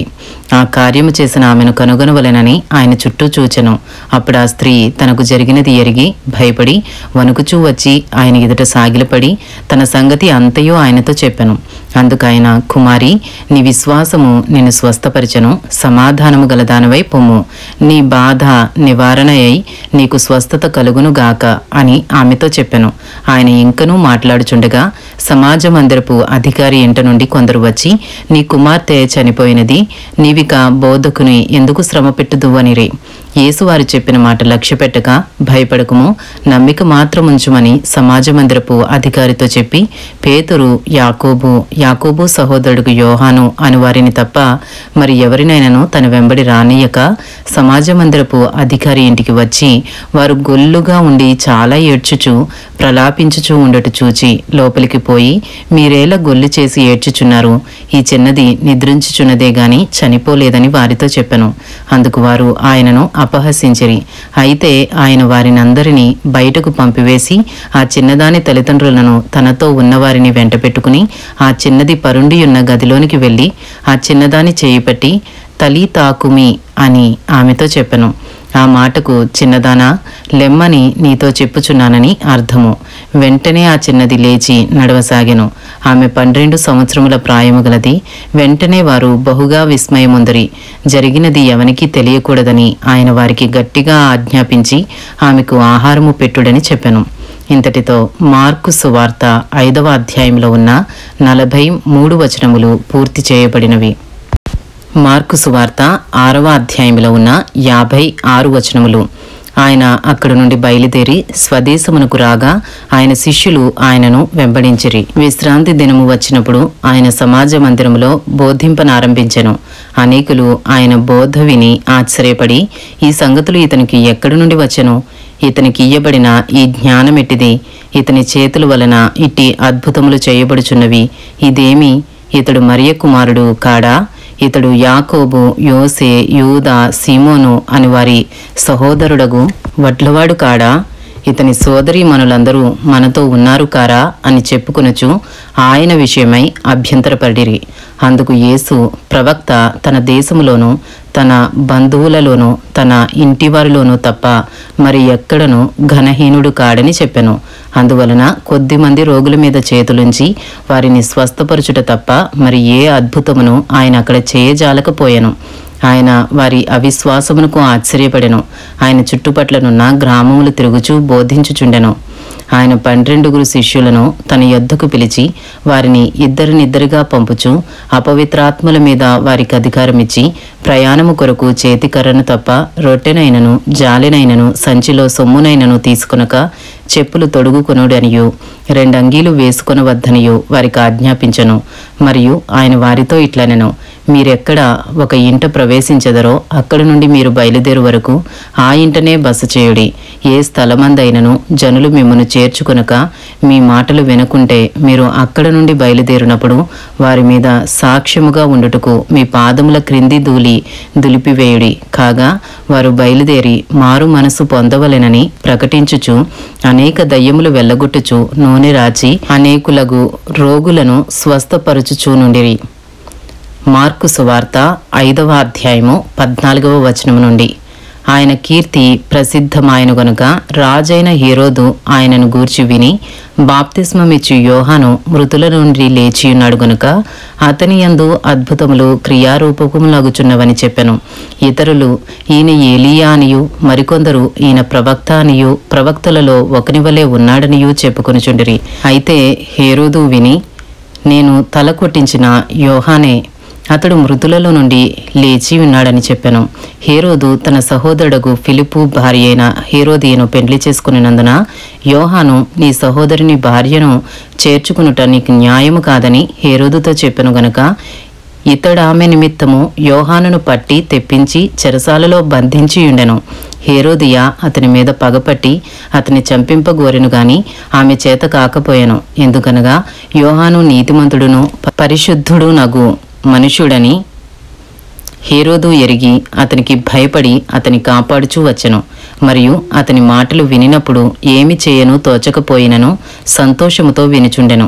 అయితే తగిన దినమొకటి వచ్చెను. ఎట్లనగా హేరోదు తన జనన దినోత్సవమందు తన ప్రధానులకును సహస్రాధిపతులకును గలిలయ దేశ ప్రముఖులకును విందు చేయించెను. అప్పుడు హేరోదియ కుమార్తె లోపలికి వచ్చి నాట్యమాడి హేరోదును అతనితో కూడా పంక్తిని కూర్చున్న వారిని సంతోషపరచును గనుక, రాజు నీకిష్టమైనది ఏదైనను నన్ను అడుగుము, నేను నీకిచ్చేదనని ఆ చిన్నదానితో చెప్పెను. మరియు నీవు నా రాజ్యంలో సగము మట్టుకు ఏమి అడిగినను నీకిచ్చేదనని అతడు ఆమెతో ఒట్టు పెట్టుకొనెను. గనుక ఆమె వెళ్ళి నేనేమి అడిగేదనని తన తల్లిని అడుగుగా, ఆమె బాప్తిస్మమిచ్చు యోహాను తల అడుగుమనెను. వెంటనే ఆమె త్వరగా రాజునొద్దకు వచ్చి బాప్తిస్మమిచ్చు యోహాను తల పల్లెములో పెట్టి ఇప్పుడే నాకు ఇప్పింపగోరుచున్నానని చెప్పెను. రాజు బహుగా దుఃఖపడెను. కాని తాను పెట్టుకునిన ఒట్టు నిమిత్తమును తనతో కూర్చుండి ఉన్న వారి నిమిత్తమును ఆమెకు ఇయ్యను అననొల్లకపోయెను. వెంటనే రాజు అతని తల తెమ్మని ఆజ్ఞాపించి ఒక బంట్రౌతును పంపెను. వాడు వెళ్ళి చెరసాలలో అతని తలగొట్టి పల్లెములో అతని తల పెట్టి తెచ్చి ఆ చిన్నదానికిచ్చెను. ఆ చిన్నది తన తల్లికిచ్చెను. యోహాను శిష్యులు ఈ సంగతి విని వచ్చి శవమును ఎత్తుకుని పోయి సమాధిలో ఉంచిరి. మార్కు సువార్త 6వ అధ్యాయము 30వ వచనము నుండి. అంతటా అపోస్తులు యేసునొద్దకు కూడి వచ్చి తాము చేసినవన్నీయు బోధించినవన్నీయు ఆయనకు తెలియజేసిరి. అప్పుడు ఆయన, మీరేకాంతముగా అరణ్య ప్రదేశమునకు వచ్చి కొంచెము సేపు అలసట తీర్చుకునుడని చెప్పెను. ఏలయనగా అనేకులు వచ్చుచూ పోవుచూ నుండినందున భోజనము చేయుటకైనను వారికి అవకాశము లేకపోయెను. కాగా వారు దోణి ఎక్కి అరణ్య ప్రదేశమునకు ఏకాంతముగా వెళ్ళిరి. వారు వెళ్ళుచుండగా జనులు చూచి అనేకులు ఆయనను గుర్తెరిగి సకల పట్టణముల నుండి అక్కడికి కాలినడకను పరిగెత్తి వారికంటే ముందుగా వచ్చిరి. గనుక యేసు వచ్చి ఆ గొప్ప జన సమూహమును చూచి వారు కాపరు లేని గొర్రెల వలె ఉన్నందున వారి మీద కనికరపడి వారికి అనేక సంగతులను బోధింపసాగెను. చాలా ప్రొద్దుపోయిన తరువాత ఆయన శిష్యులు ఆయన ఎద్దుకు వచ్చి, ఇది అరణ్య ప్రదేశము, ఇప్పుడు చాలా ప్రొద్దుపోయినది. చుట్టుపట్ల ప్రదేశములకును గ్రామములకును వారు వెళ్ళి భోజనమునకేమైనను కొనుక్కునుటకు వారిని పంపివేయమని చెప్పిరి. అందుకైన మీరు వారికి భోజనము పెట్టుడనగా వారు, మేము వెళ్ళి 200 దేనారముల రొట్టెలు కొని వారికి పెట్టుదుమా అని ఆయనను అడిగిరి. అందుకైన, మీ యొద్ద ఎన్ని రొట్టెలున్నవి పోయి చూడుడని వారితో చెప్పెను. వారి చూచి తెలుసుకుని 5 రొట్టెలను 2 చేపలు ఉన్నవనిరి. అప్పుడు ఆయన పచ్చిక మీద అందరూ పంక్తులుగా కూర్చుండవలెనని వారికి ఆజ్ఞాపింపగా వారు 100 మంది చొప్పునను 50 మంది చొప్పునను పంక్తులు తీరి కూర్చుండిరి. అంతటా ఆయన 5 రొట్టెలను 2 చేపలను పట్టుకుని ఆకాశము వైపు కన్నులెత్తి ఆశీర్వదించి ఆ రొట్టెలు విరిచి వారికి వడ్డించుటకు తన శిష్యులకిచ్చి ఆ 2 చేపలను అందరికీ పంచిపెట్టెను. వారందరూ తిని తృప్తి పొందిన తరువాత మిగిలిన చేపలను రొట్టె ముక్కలను 12 గంపెళ్ళు ఎత్తిరి. ఆ రొట్టెలు తినిన వారు 5,000 మంది పురుషులు. మార్కు సువార్త 6వ అధ్యాయము 45వ వచనము నుండి. ఆయన జనసమూహమును పంపివేయనంతలో దోణి ఎక్కి అద్దరినున్న బేత్సైదాకు ముందుగా వెలుడని ఆయన తన శిష్యులను వెంటనే బలవంతము చేసెను. ఆయన వారిని వీడుకొలిపి ప్రార్థన చేయుటకు కొండకు వెళ్ళెను. సాయంకాలమైనప్పుడు ఆ దోణి సముద్రము మధ్య ఉండెను. ఆయన ఒంటరిగా మెట్టనుండెను. అప్పుడు వారికి గాలి ఎదురైనందున దోణి నడిపించుటలో వారు మిక్కిలి కష్టపడుచుండగా ఆయన చూచి రాత్రి ఇంచుమించు 4వ జామున సముద్రము మీద నడుచుచు వారి యొద్దకు వచ్చి వారిని దాటిపోవలనని ఉండెను. ఆయన సముద్రము మీద నడుచుట వారు చూచి భూతమని తలంచి కేకలు వేసిరి. అందరూ ఆయనను చూచి తొందరపడగా వెంటనే ఆయన వారిని పలకరించి, ధైర్యము తెచ్చుకొనుడి, నేనే, భయపడుకుడని చెప్పెను. తరువాత ఆయన దోణి ఎక్కి వారి యొద్దకు వచ్చినప్పుడు గాలి అణిగెను. అందుకు వారు తమలో తాము మిక్కిలి విభ్రాంతి నొందిరి. అయినను వారి హృదయము కఠినమాయను గనుక వారు రొట్టెలను గూర్చిన సంగతి గ్రహింపలేదు. మార్కు సువార్త 6వ అధ్యాయము 53వ వచనము నుండి. వారు అవతలకు వెళ్ళి గెన్నే సరతు దగ్గర ఒడ్డుకు వచ్చి దరిపట్టిరి. వారు దోణి దిగగానే జనులు ఆయనను గుర్తుపట్టి ఆ ప్రదేశమందంతటా పరిగెత్తుకుని పోయి ఆయన ఉన్నాడని వినని చోటునకు రోగులను మంచముల మీద మోసుకుని వచ్చుటకు మొదలుపెట్టిరి. గ్రామములలోనూ పట్టణములలోనూ పల్లెటూళ్లలోనూ ఆయన ఎక్కడ ప్రవేశించనో అక్కడి జనులు రోగులను సంత వీధులలో ఉంచి వారిని ఆయన వస్త్రపు చెంగు మాత్రము ముట్టనిమ్మని ఆయనను వేడుకొనుచుండిరి. ఆయనను ముట్టిన వారందరూ స్వస్థత నొందిరి. ఇంతటితో మార్కు సువార్త 6వ అధ్యాయంలో ఉన్న 56 వచనములు పూర్తి చేయబడినవి. మార్కు సువార్త 7వ అధ్యాయంలో ఉన్న 37 వచనములు. యెరూషలేము నుండి వచ్చిన పరిసయ్యులను శాస్త్రులలో కొందరును ఆయన యొద్దకు కూడివచ్చి ఆయన శిష్యులలో కొందరు అపవిత్రమైన చేతులతో అనగా కడుగని చేతులతో భోజనము చేయుట చూచిరి. పరిసయ్యులను యూదులందరూ పెద్దల పారంపర్యాచారమును బట్టి చేతులు కడుగుకుంటేనే గాని భోజనము చేయరు. మరియు వారు సంత నుండి వచ్చినప్పుడు నీళ్లు చల్లుకుంటేనే గాని భోజనము చేయరు. ఇదియుగాక గిన్నెలను కుండలను ఇత్తడి పాత్రలను నీళ్లలో కడుగుట మొదలగు అనేక ఆచారములను వారనుసరించడివారు. అప్పుడు పరిసయ్యులను శాస్త్రులను నీ శిష్యులెందుకు పెద్దల పారంపర్యాచారము చొప్పున నడుచుకునక అపవిత్రమైన చేతులతో భోజనము చేయుదురని ఆయన అడిగిరి. అందుకైన వారితో ఈలాగు చెప్పెను, ఈ ప్రజలు పెదవులతో నన్ను ఘనపరచుదురు గాని వారి హృదయము నాకు దూరముగా ఉన్నది. వారు మానవులు కల్పించిన పద్ధతులు దైవోపదేశములని బోధించుచు నన్ను వ్యర్థముగా ఆరాధించుదురు అని వ్రాయబడినట్టు వేషధారులైన మిమ్మును గూర్చి యెషయా ప్రవచించినది సరియే. మీరు దేవుని ఆజ్ఞను విడిచిపెట్టి మనుషుల పారంపర్యాచారమును గైకొనుచున్నారు. మరియు ఆయన మీరు మీ పారంపర్యాచారమును గైకొనుటకు దేవుని ఆజ్ఞను బొత్తిగా నిరాకరించుదురు. నీ తల్లిదండ్రులను ఘనపరచవలెననియు తండ్రినైనను తల్లినైనను దూషించువానికి మరణశిక్ష విధింపవలెననియు మోషే చెప్పెను కదా.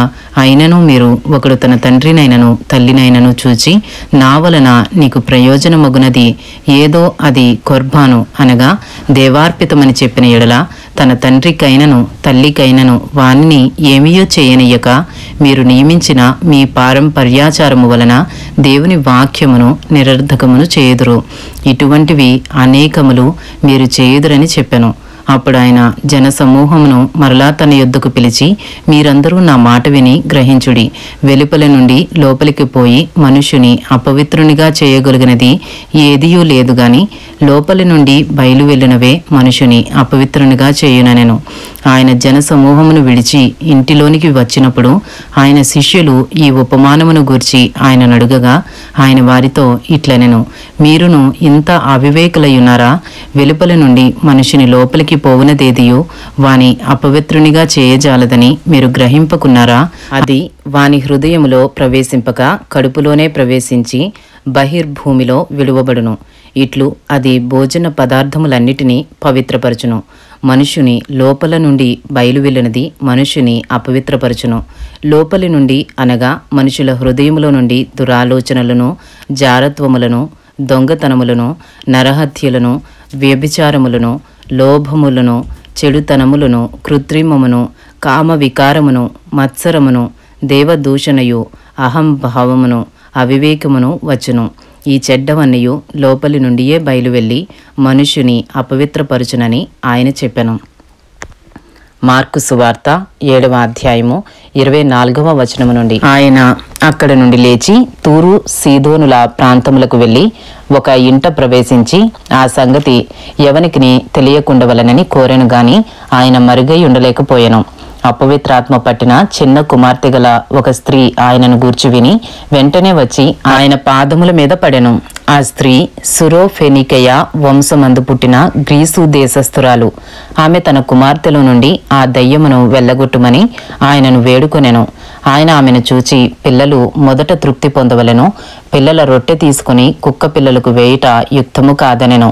అందుకామె, నిజమే ప్రభువా, అయితే కుక్క పిల్లలు కూడా బల్ల క్రింద ఉండి పిల్లలు పడవేయు రొట్టె ముక్కలు తినును కదా అని ఆయనతో చెప్పెను. అందుకైన ఈ మాట చెప్పినందున వెళ్ళుము, దయ్యము నీ కుమార్తెను వదిలిపోయినదని ఆమెతో చెప్పెను. ఆమె ఇంటికి వచ్చి తన కుమార్తె మంచము మీద పండుకొని ఉండుటయు దయ్యము వదిలిపోయి ఉండుటయు చూచెను.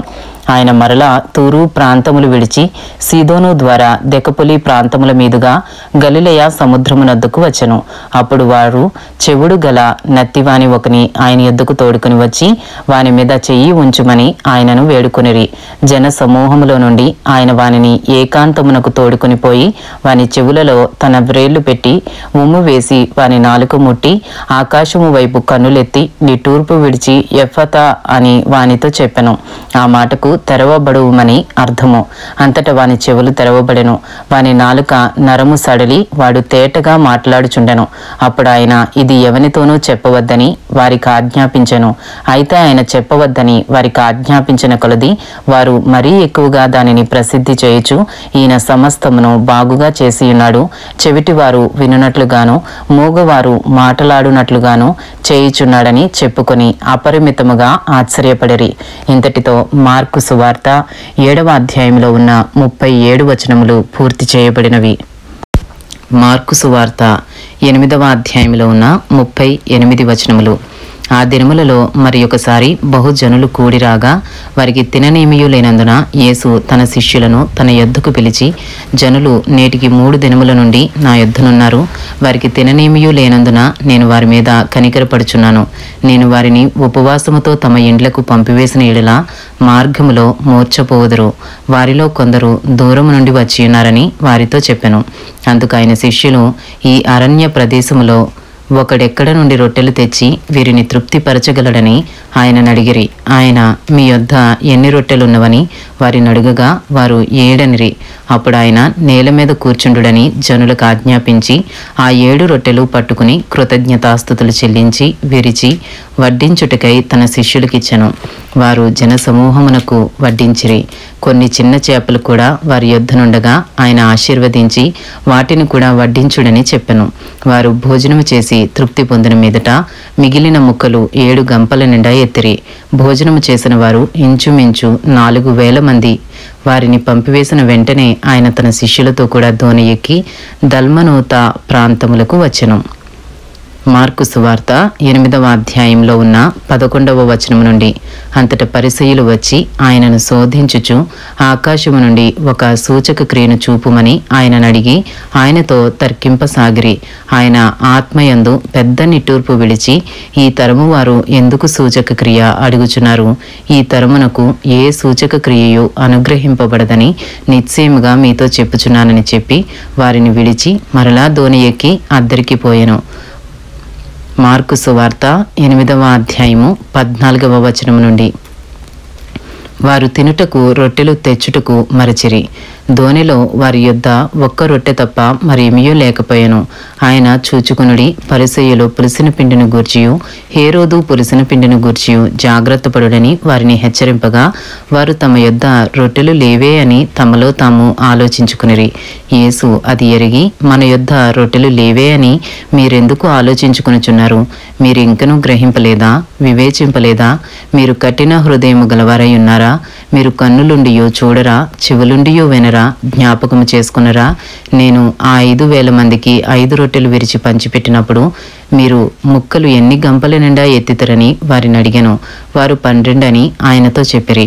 ఆ 4,000 మందికి 7 రొట్టెలు నేను విరిచి పంచిపెట్టినప్పుడు ముక్కలు ఎన్ని గంపల నిండా ఎత్తితరని ఆయన అడుగగా వారు 7 అందుకైన మీరింకనూ గ్రహింపకున్నారా అనెను. మార్కు సువార్త 8వ అధ్యాయము 22వ వచనము నుండి. అంతలో వారు బేత్సయిదాకు వచ్చిరి. అప్పుడు అక్కడి వారు ఆయన యొద్దకు ఒక గ్రుడ్డివాని తోడుకుని వచ్చి వాని ముట్టవలెనని ఆయనను వేడుకొనిరి.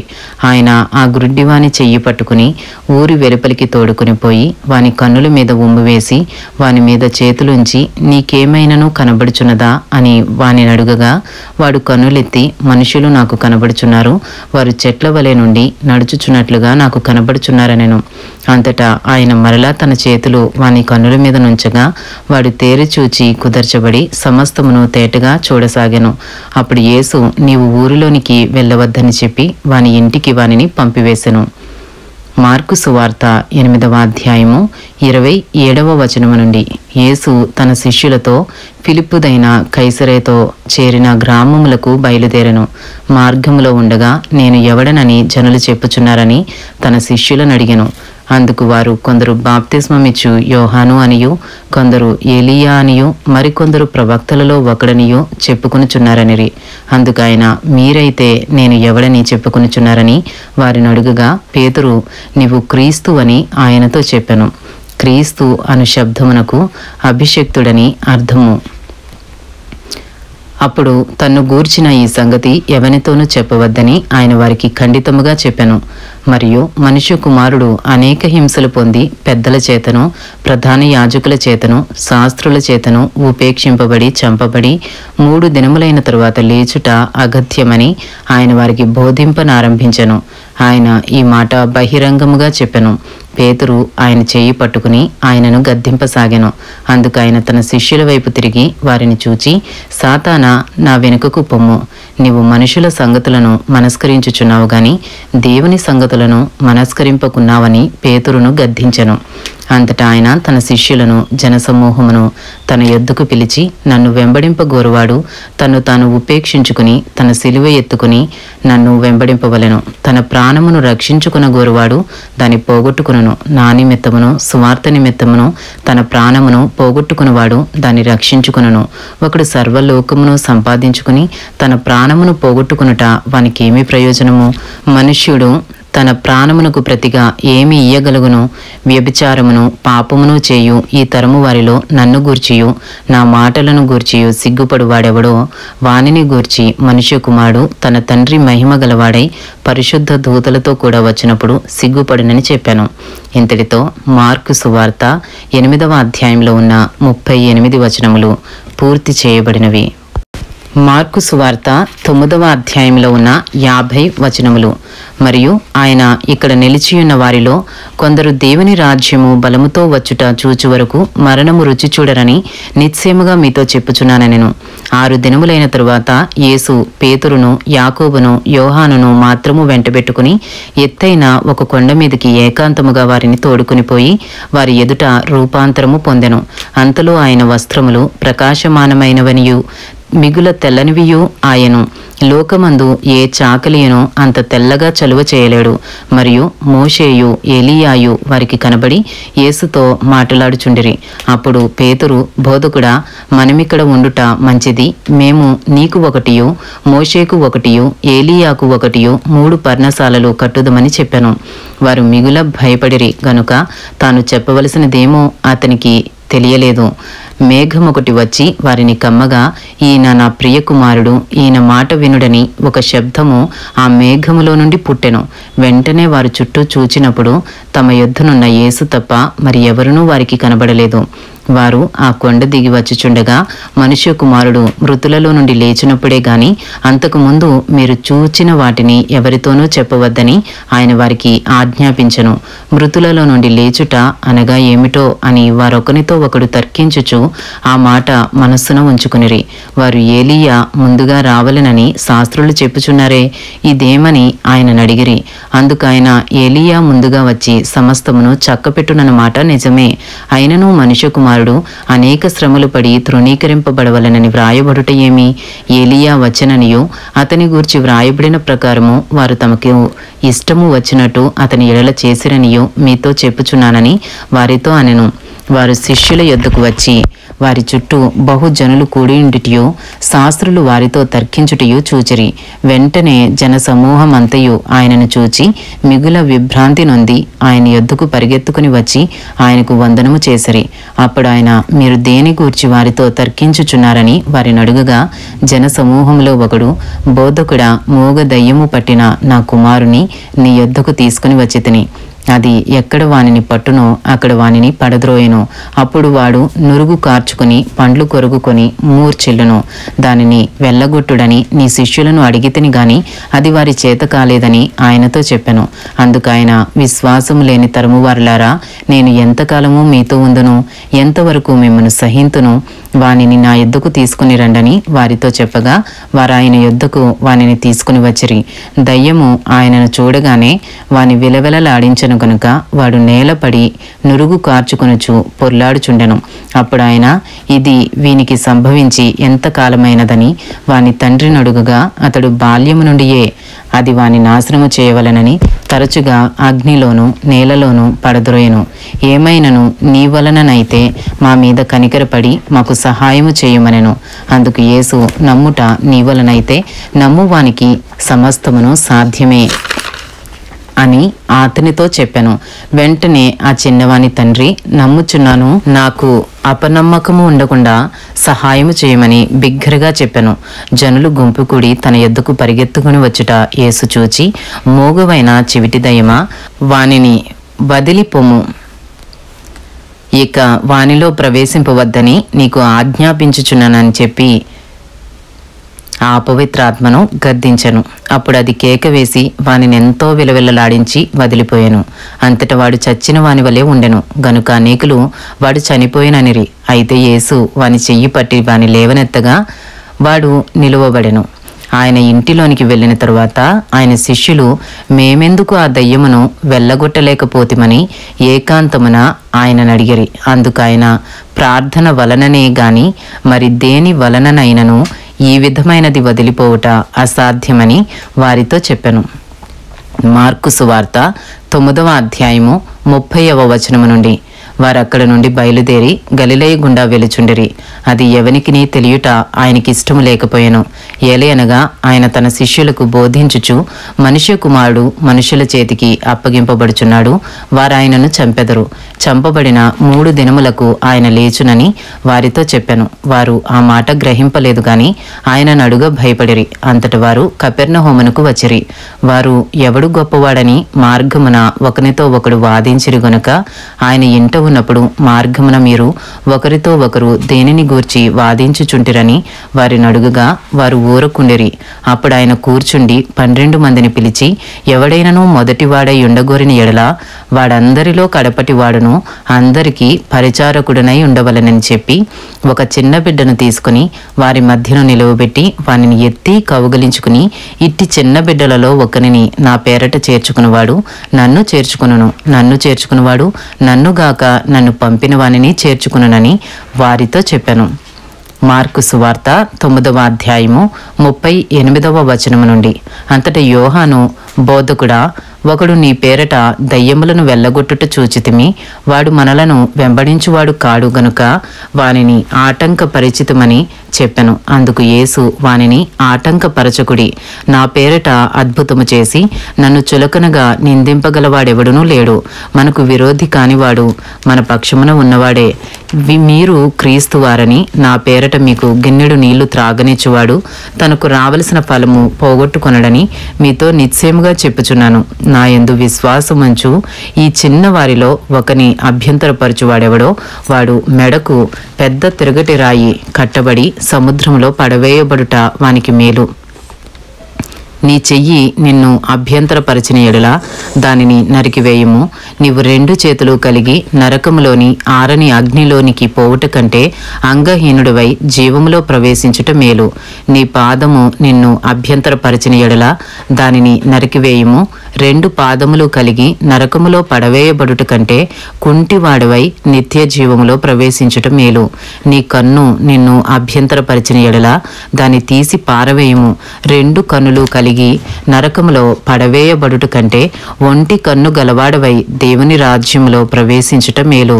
నరకమున వారి పురుగు చావదు, అగ్ని ఆరదు. ప్రతి వానికి ఉప్పు సారము అగ్ని వలన కలుగును. ఉప్పు మంచిదే గాని ఉప్పు నిస్సారమైన ఎడల దేని వలన మీరు దానికి సారము కలుగజేతురు? మీలో మీరు ఉప్పు సారము గలవారయుండి ఒకరితో ఒకరు సమాధానముగా ఉండుడని చెప్పాను. ఇంతటితో మార్కు సువార్త 9వ అధ్యాయంలో ఉన్న 50 వచనములు పూర్తి చేయబడినవి.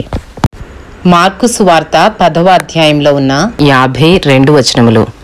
ఆయన అక్కడ నుండి లేచి యూదయ ప్రాంతములకును యొర్దాను అద్దరికిని వచ్చెను. జన సమూహములు తిరిగి ఆయన యొద్దకు కూడి వచ్చిరి. ఆయన తన వాడుక చొప్పున వారికి మరలా బోధించుచుండెను. పరిసయ్యులు ఆయన యొద్దకు వచ్చి ఆయనను శోధించుటకై పురుషుడు తన భార్యను విడనాడుట న్యాయమా అని ఆయనను అడిగిరి. అందుకైన మోషే మీకేమీ ఆజ్ఞాపించనని వారిని అడిగెను. వారు పరిత్యాగ పత్రిక వ్రాయించి ఆమెను విడనాడవలెనని మోషే సెలవిచ్చనని చెప్పగా, యేసు మీ హృదయ కాఠిన్యమును బట్టి అతడి ఈ ఆజ్ఞను మీకు వ్రాసి ఇచ్చెను గాని సృష్టి ఆది నుండి దేవుడు వారిని పురుషునిగాను స్త్రీనిగాను కలుగజేసెను. ఈ హేతువు చేత పురుషుడు తన తల్లిదండ్రులను విడిచిపెట్టి తన భార్యను హత్తుకొనును, వారిద్దరూ ఏక శరీరమై ఉందరు గనుక వారిగా ఇద్దరుగా ఉండక ఏక శరీరముగా ఉందరు. కాబట్టి దేవుడు జతపరిచిన వారిని మనుషుడు వేరుపరచకూడదని వారితో చెప్పెను. ఇంటికి వచ్చి శిష్యులు ఈ సంగతిని గూర్చి ఆయనను మరలా అడిగిరి. అందుకైన తన భార్యను విడనాడి మరి ఒకతను పెండ్లి చేసుకునివాడు తాను విడనాడిన ఆమె విషయమై వ్యభిచరించువాడగును. మరియు స్త్రీ తన పురుషుని విడనాడి మరి ఒకని పెండ్లి చేసుకుని ఎడల ఆమె వ్యభిచరించునదగునని వారితో చెప్పెను. మార్కు సువార్త 10వ అధ్యాయము 13వ వచనము నుండి. తమ చిన్న బిడ్డలను ముట్టవలెనని కొందరు ఆయన యొద్దకు వారిని తీసుకుని వచ్చిరి. అయితే శిష్యులు వారిని తీసుకుని వచ్చిన వారిని గద్దించిరి. యేసు అది చూచి కోపపడి, చిన్న బిడ్డలను నా యొద్దకు రానియుడి, వారిని ఆటంకపరచవద్దు, దేవుని రాజ్యము ఇలాంటి వారిదే. చిన్న బిడ్డ వలె దేవుని రాజ్యము అంగీకరింపని వాడు అందులో ఎంత మాత్రమూ ప్రవేశింపడని మీతో నిశ్చయముగా చెప్పుచున్నానని చెప్పి ఆ బిడ్డలను ఎత్తి కౌగిలించుకుని వారి మీద చేతులుంచి ఆశీర్వదించెను. మార్కు సువార్త 10వ అధ్యాయము 17వ వచనము నుండి. ఆయన బయలుదేరి మార్గమున పోవుచుండగా ఒకడు పరిగెత్తుకుని వచ్చి ఆయన ఎదుట మోకాళ్ళుని, సద్బోధకుడా, నిత్య జీవమునకు వారసుడనగుటకు నేనేమి చేయుదనని ఆయన అడిగెను. యేసు, నన్ను సత్పురుషుడని ఏల చెప్పుచున్నావు? దేవుడు ఒక్కడే గాని మరి ఎవడును సత్పురుషుడు కాడు. నరహత్య చేయవద్దు, వ్యభిచరింపవద్దు, దొంగిలవద్దు, అబద్ధ సాక్ష్యము పలుకవద్దు, మోసపుచ్చవద్దు, నీ తల్లిదండ్రులను సన్మానింపుము అను ఆజ్ఞలు నీకు తెలియను కదా అని అతనితో చెప్పెను. అందుకతడు, బోధకుడా, బాల్యము నుండి ఇవన్నీ అనుసరించుచునే ఉంటినని చెప్పెను. యేసు అతని చూచి అతని ప్రేమించి, నీకు ఒకటి కొదువుగా ఉన్నది, నీవు వెళ్ళి నీకు కలిగినవన్నీ అమ్మి బీదలకిమ్ము, పరలోకమందు నీకు ధనము కలుగును, నీవు వచ్చి నన్ను వెంబడించుమని చెప్పెను. అతడు మిగుల ఆస్తి గలవాడు గనుక ఆ మాటకు ముఖము చిన్నబుచ్చుకుని దుఃఖపడుచు వెళ్ళిపోయాను. మార్కు సువార్త 10వ అధ్యాయము 23వ వచనం నుండి. అప్పుడు యేసు చుట్టూ చూచి, ఆస్తి గలవారు దేవుని రాజ్యంలో ప్రవేశించుట ఎంతో దుర్లభమని తన శిష్యులతో చెప్పెను. ఆయన మాటలకు శిష్యులు విస్మయముందిరి. అందుకు యేసు తిరిగి వారితో ఇట్లనెను, పిల్లలారా, తమ ఆస్తి యందు నమ్మిక ఉంచువారు దేవుని రాజ్యములో ప్రవేశించుట ఎంతో దుర్లభము. ధనవంతుడు దేవుని రాజ్యంలో ప్రవేశించుట కంటే ఒంటె సూది బెజ్జములో దూరుట సులభము. అందుకు వారు అత్యధికముగా ఆశ్చర్యపడి, అట్లయితే ఎవడు రక్షణ పొందగలడని ఆయనను అడిగిరి. యేసు వారిని చూచి, ఇది మనుషులకు అసాధ్యమే గాని దేవునికి అసాధ్యము కాదు, దేవునికి సమస్తమును సాధ్యమే అనెను. మార్కు సువార్త 10వ అధ్యాయము 28వ వచనము నుండి. పేతురు, ఇదిగో మేము సమస్తమును విడిచిపెట్టి నిన్ను వెంబడించితిమని ఆయనతో చెప్పసాగెను. అందుకు యేసు ఇట్లనెను, నా నిమిత్తమును సువార్త నిమిత్తమును ఇంటినైనను, అన్నదమ్ములనైనను, అక్క చెల్లెండ్రనైనను, తల్లిదండ్రులనైనను, పిల్లలనైనను, భూములనైనను విడిచినవాడు ఇప్పుడు ఇహమందు హింసలతో పాటు నూరంతలుగా ఇండ్లను, అన్నదమ్ములను, అక్క చెల్లెండ్రలను, తల్లులను, పిల్లలను, భూములను రాబోవు లోకమందు నిత్య జీవమును పొందునని మీతో నిశ్చయముగా చెప్పుచున్నాను. మొదటివారు అనేకులు కడపటివారగుదురు, కడపటివారు మొదటివారగుదురు అనెను. మార్కు సువార్త 10వ అధ్యాయము 32వ వచనము నుండి. వారు ప్రయాణమై యెరూషలేమునకు వెలుచుండిరి. యేసు వారికి ముందు నడుచుచుండగా వారు విస్మయముందిరి, వెంబడించువారు భయపడిరి.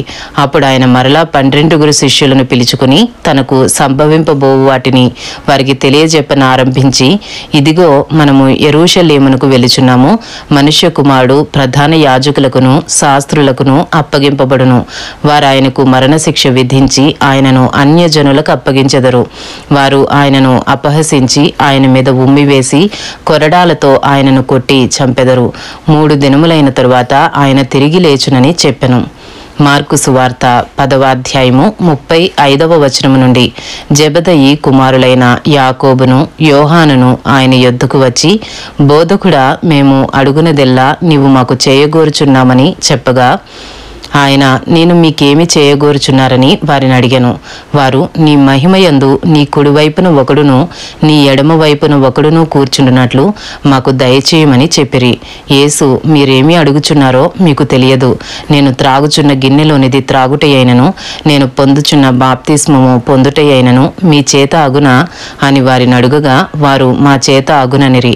అప్పుడు యేసు, నేను త్రాగుచున్న గిన్నెలోనిది మీరు త్రాగెదరు, నేను పొందుచున్న బాప్తిస్మము మీరు పొందెదరు గాని నా కుడి వైపునను ఎడమ వైపునను కూర్చుండనిచ్చుట నా వశములో లేదు. అది ఎవరికి సిద్ధపరచబడినో వారికే దొరుకునని వారితో చెప్పెను. తక్కిన 10 మంది శిష్యులు ఆ మాట విని యాకోబు యోహానుల మీద కోపపడసాగిరి. యేసు వారిని తన యొద్దకు పిలిచి వారితో ఇట్లనెను, అన్యజనులలో అధికారులని ఎంచబడిన వారు వారి మీద ప్రభుత్వము చేయుదురు. వారిలో గొప్పవారు వారి మీద అధికారము చేయుదురని మీకు తెలియను. మీలో అలాగుండకూడదు. మీలో ఎవడైనను గొప్పవాడై ఉండగోరిని ఎడల వాడు మీకు పరిచారము చేయువాడై ఉండవలెను. మీలో ఎవడైనను ప్రముఖుడై ఉండగోరిని ఎడల వాడు అందరికీ దాసుడై ఉండవలెను. మనుష్య కుమారుడు పరిచారము చేయించుకున్నట్టుకు రాలేదు గాని పరిచారము చేయుటకును అనేకులకు ప్రతిగా విమోచన క్రయధనముగా తన ప్రాణము ఇచ్చుటకును వచ్చెననెను. మార్కు సువార్త 10వ అధ్యాయము 46వ వచనము నుండి వారు యెరికో పట్టణమునకు వచ్చిరి. ఆయన తన శిష్యులతోనూ బహు జనసమూహముతోనూ యెరికో నుండి బయలుదేరి వచ్చుచుండగా, తీమయి కుమారుడు బర్తిమయి అను గ్రుడ్డి భిక్షకుడు త్రోవ ప్రక్కను కూర్చుండెను. ఈయన నజరేయుడైన యేసు అని వాడు విని, దావీదు కుమారుడా యేసు, నన్ను కరుణింపుమని కేకలు వేయ మొదలుపెట్టెను. ఊరకుండుమని అనేకులు వానిని గద్దించిరి గాని వాడు, దావీదు కుమారుడా, నన్ను కరుణింపుమని మరీ ఎక్కువగా కేకలు వేసెను. అప్పుడు యేసు నిలిచి వానిని పిలువడని చెప్పగా, వారు ఆ గ్రుడ్డి వానిని పిలిచి, ధైర్యము తెచ్చుకునుము, ఆయన నిన్ను పిలుచుచున్నాడు లెమ్మని వానితో చెప్పిరి. అంతట వాడు బట్టలు పారవేసి దిగ్గున లేచి యేసునొద్దకు వచ్చెను. యేసు, నేను నీకేమి చేయగోరుచున్నానని వానిని అడుగగా, ఆ గ్రుడ్డివాడు, బోధకుడా, నాకు దృష్టి కలుగజేయమని ఆయనతో అనెను. అందుకు యేసు, నీవు వెళ్ళుము, నీ విశ్వాసము నిన్ను స్వస్థపరచనని చెప్పెను. వెంటనే వాడు త్రోవను ఆయన వెంట చూపు పొంది వెళ్ళెను. ఇంతటితో మార్కు సువార్త 10వ అధ్యాయంలో ఉన్న 52 వచనములు పూర్తి చేయబడినవి. మార్కు సువార్త 11వ అధ్యాయంలో ఉన్న 33 వచనములు.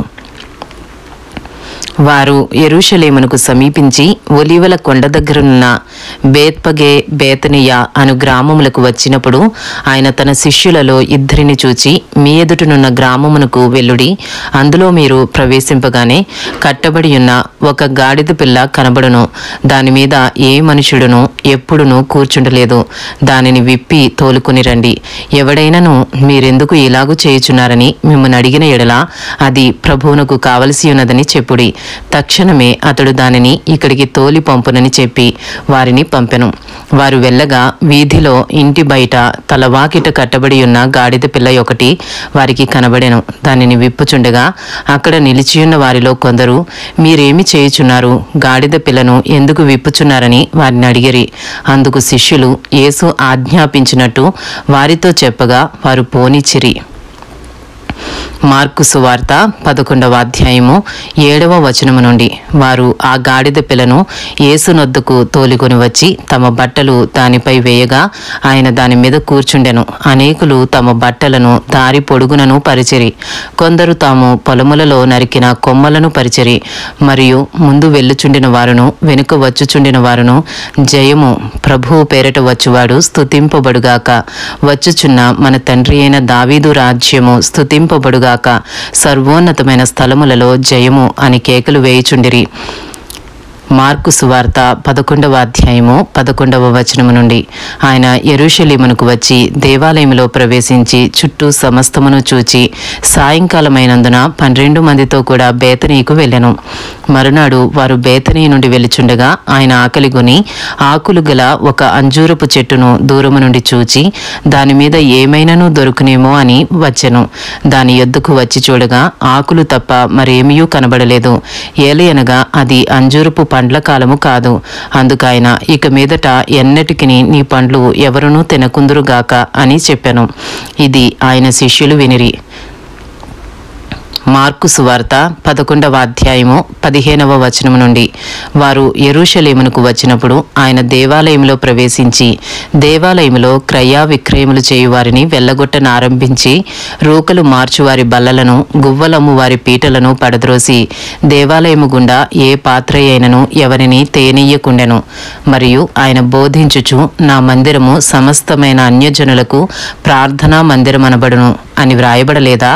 అయితే మీరు దానిని దొంగల గుహగా చేసితిరనెను. శాస్త్రులను ప్రధాన యాజకులను ఆ మాట విని జన సమూహమంతయు ఆయన బోధకు బహుగా ఆశ్చర్యపడుట చూచి ఆయనకు భయపడి ఆయన నేలాగు సంహరించుదుమా అని సమయము చూచుచుండిరి. సాయంకాలమైనప్పుడు ఆయన పట్టణములో నుండి బయలుదేరను. మార్కు సువార్త 11వ అధ్యాయము 20వ వచనము నుండి. ప్రొద్దున వారు మార్గమున పోవచుండగా ఆ అంజూరపు చెట్టు వేళ్లు మొదలుకొని ఎండియుండుట చూచిరి. అప్పుడు పేతురు ఆ సంగతి జ్ఞాపకమునకు తెచ్చుకుని, బోధకుడా, ఇదిగో నీవు శపించిన అంజూరపు చెట్టు ఎండిపోయినని ఆయనతో చెప్పెను. అందుకు యేసు వారితో ఇట్లనెను, మీరు దేవుని యందు విశ్వాసముంచుడి. ఎవడైనను ఈ కొండను చూచి నీవు ఎత్తబడి సముద్రంలో పడవేయబడుమని చెప్పి తన మనసులో సందేహింపక తాను చెప్పినది జరుగునని నమ్మిన ఎడల వాడు చెప్పినది జరుగునని మీతో నిశ్చయముగా చెప్పుచున్నాను.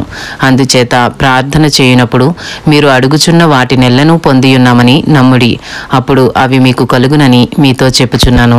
మీకు ఒకని మీద విరోధమేమైనను కలిగి ఉన్న ఎడల మీరు నిలువబడి ప్రార్థన చేయునప్పుడెల్లను వాని క్షమించుడి, అప్పుడు పరలోకమందున్న మీ తండ్రియు మీ పాపములు క్షమించును. వారు యెరూషలేమునకు తిరిగి వచ్చిరి. ఆయన దేవాలయంలో తిరుగుచుండగా ప్రధాన యాజకులను శాస్త్రులను పెద్దలను ఆయన యొద్దకు వచ్చి, నీవు ఏ అధికారము వలన ఈ కార్యములు చేయుచున్నావు? వీటిని చేయుటకు ఈ అధికారము నీకెవడిచ్చనని అడిగిరి. అందుకు యేసు, నేనును మిమ్మును ఒక మాట అడిగెదను, నాకుత్తరమియుడి. అప్పుడు నేను ఏ అధికారము వలన వీటిని చేయుచున్నానో అది మీతో చెప్పుదును. యోహాను ఇచ్చిన బాప్తిస్మము పరలోకము నుండి కలిగినదా, మనుషుల నుండి కలిగినదా? నాకు ఉత్తరమియుడని చెప్పెను. అందుకు వారు, మనము పరలోకము నుండి కలిగినదని చెప్పిన ఎడల ఆయన, అలాగైతే మీరు ఎందుకు అతన్ని నమ్మలేదని అడుగును. మనుషుల వలన కలిగినదని చెప్పుదుమా అని తమలో తాము ఆలోచించుకునిరి. గాని అందరూ యోహాను నిజముగా ప్రవక్తయని ఎంచిరి కనుక ప్రజలకు భయపడి ఆ సంగతి మాకు తెలియదని యేసునకు ఉత్తరమిచ్చిరి.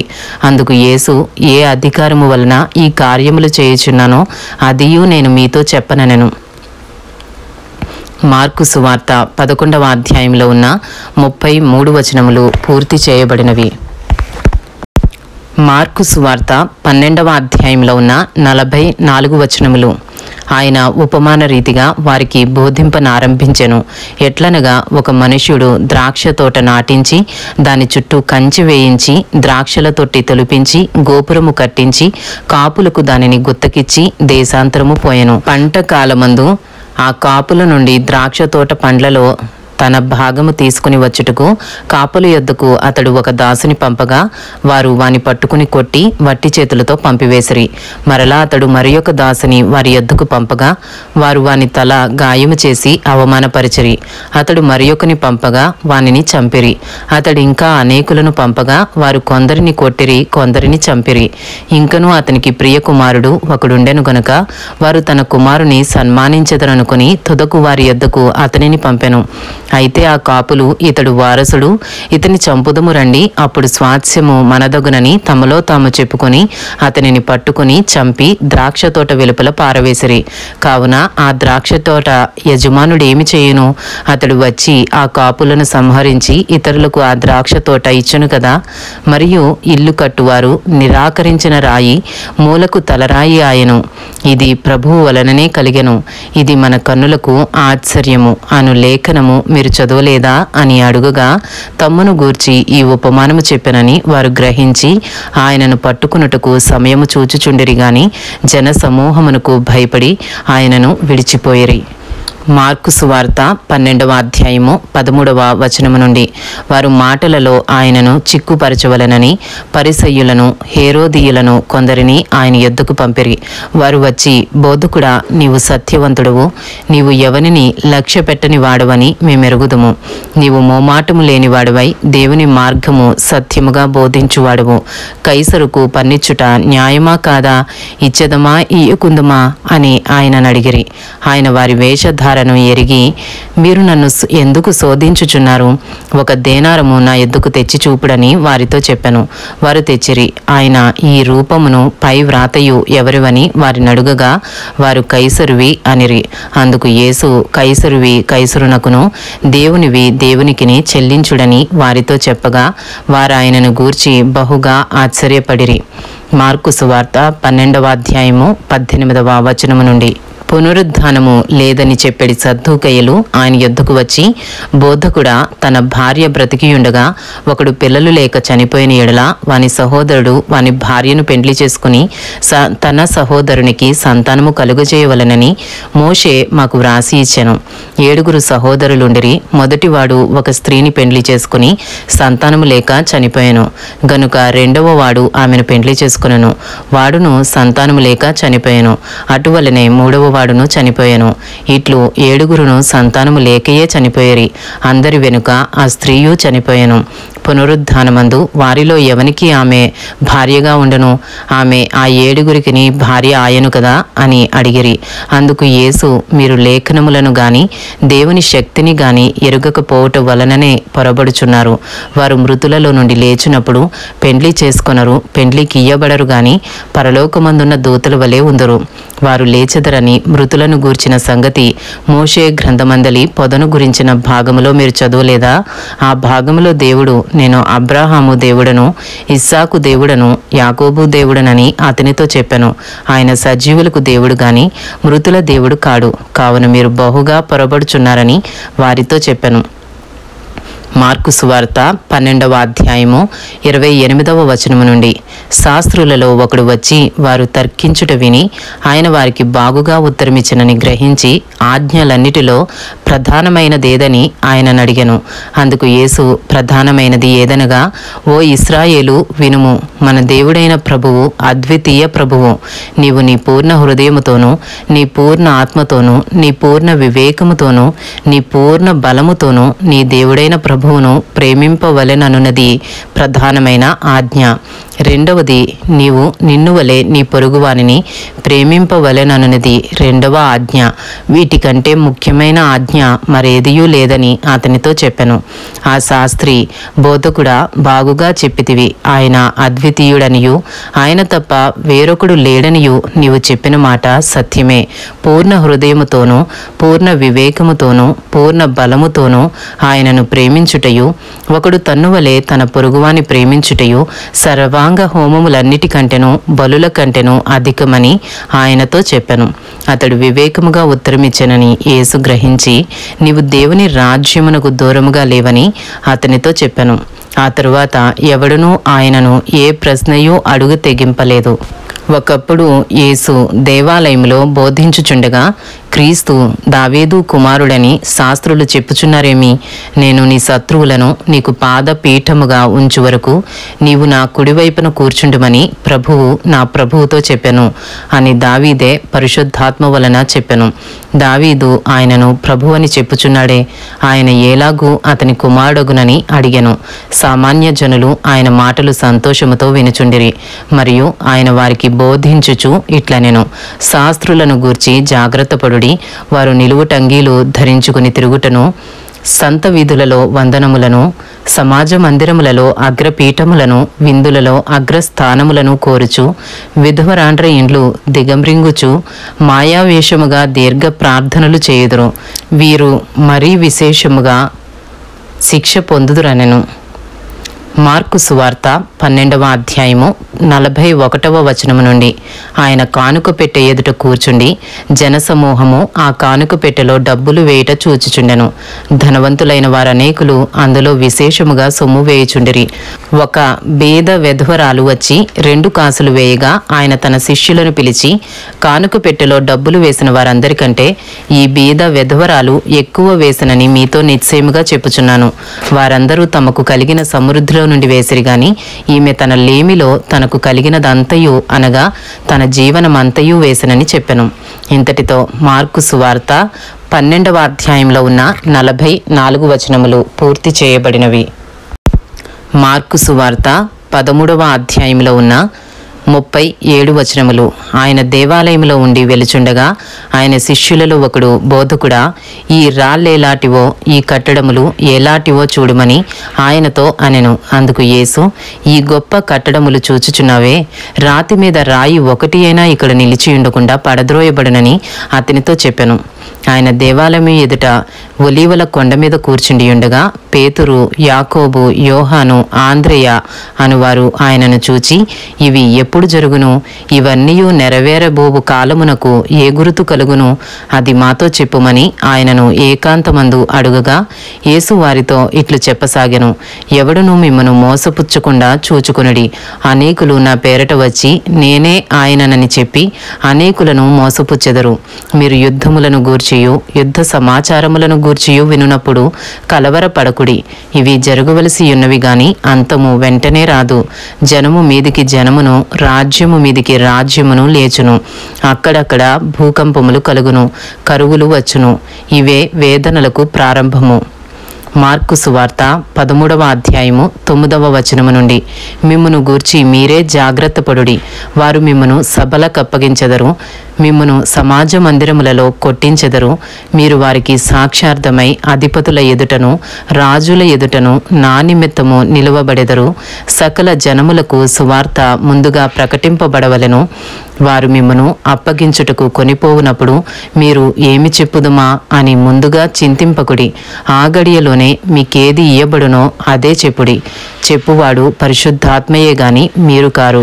సహోదరుడు సహోదరిని, తండ్రి కుమారుని మరణమునకు అప్పగింతురు. కుమారులు తల్లిదండ్రుల మీద లేచి వారిని చంపింతురు. నా నామము నిమిత్తము అందరి చేత మీరు ద్వేషింపబడుదురు. అంతము వరకు సహించిన వాడే రక్షణ పొందును. మార్కు సువార్త 13వ అధ్యాయము 14వ వచనము నుండి.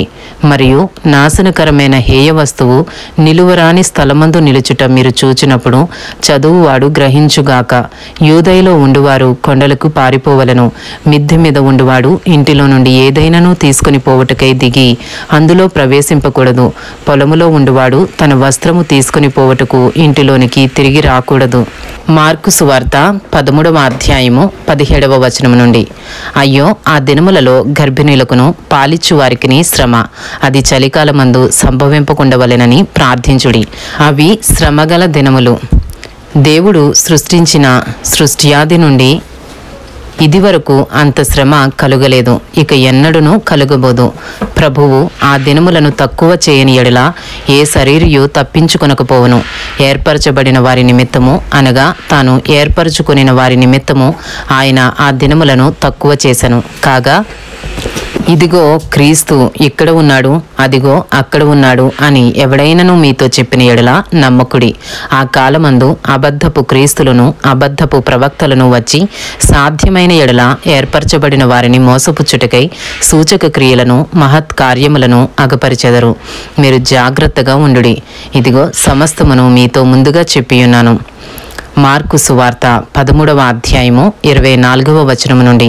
ఆ దినములలో ఆ శ్రమ తీరిన తరువాత చీకటి సూర్యుని కమ్మును, చంద్రుడు తన కాంతిని ఇయ్యడు, ఆకాశము నుండి నక్షత్రములు రాలును, ఆకాశమందలి శక్తులు కదిలింపబడును. అప్పుడు మనుష్య కుమారుడు మహాప్రభావముతోనూ మహిమతోనూ మేఘారూఢుడై వచ్చుట చూచెదరు. అప్పుడు ఆయన తన దూతలను పంపి భూమ్యాంతము మొదలుకొని ఆకాశాంతము వరకు నలుదిక్కల నుండి తాను ఏర్పరచుకొనిన వారిని పోగు చేయించును. మార్కు సువార్త 13వ అధ్యాయము 28వ వచనము నుండి. అంజూరపు చెట్టును చూచి ఒక ఉపమానము నేర్చుకునుడి. దాని కొమ్మ ఇంకా లేతదై చిగురించినప్పుడు వసంతకాలము సమీపముగా ఉన్నదని మీకు తెలియను. ఆ ప్రకారమే మీరు ఈ సంగతులు జరుగుట చూచినప్పుడు ఆయన సమీపముననే ద్వారము దగ్గరనే ఉన్నాడని తెలుసుకునుడి. ఇవన్నీ జరుగు వరకు ఈ తరము గతింపదని నిశ్చయముగా మీతో చెప్పుచున్నాను. ఆకాశమును భూమియును గతించును గాని నా మాటలు గతింపవు. మార్కు సువార్త 13వ అధ్యాయము 32వ వచనము నుండి. ఆ దినమును గూర్చియు ఆ గడియను గూర్చియు తండ్రి తప్ప ఏ మనుషుడైనను పరలోకమందలి దూతలైనను కుమారుడైనను ఎరుగరు. జాగ్రత్త పడుడి, మెలకుగా ఉండి ప్రార్థన చేయుడి. ఆ కాలం ఎప్పుడు వచ్చునో మీకు తెలియదు. ఒక మనుషుడు తన దాసులకు అధికారమిచ్చి ప్రతి వానికి వాని పని నియమించి మెలకుగా ఉండుమని ద్వార పాలకునికి ఆజ్ఞాపించి ఇల్లు విడిచి దేశాంతరము పోయినట్టే ఆ కాలము ఉండును.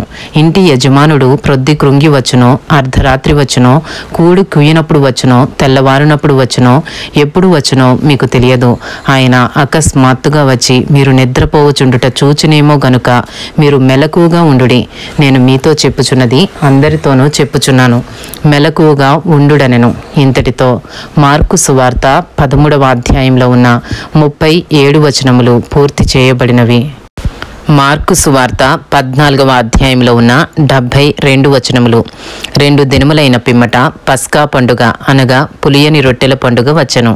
అప్పుడు ప్రధాన యాజకులను శాస్త్రులను మాయోపాయము చేత ఆయన నేలాగు పట్టుకుని చంపుదుమా అని ఆలోచించుకొనుచుండిరి.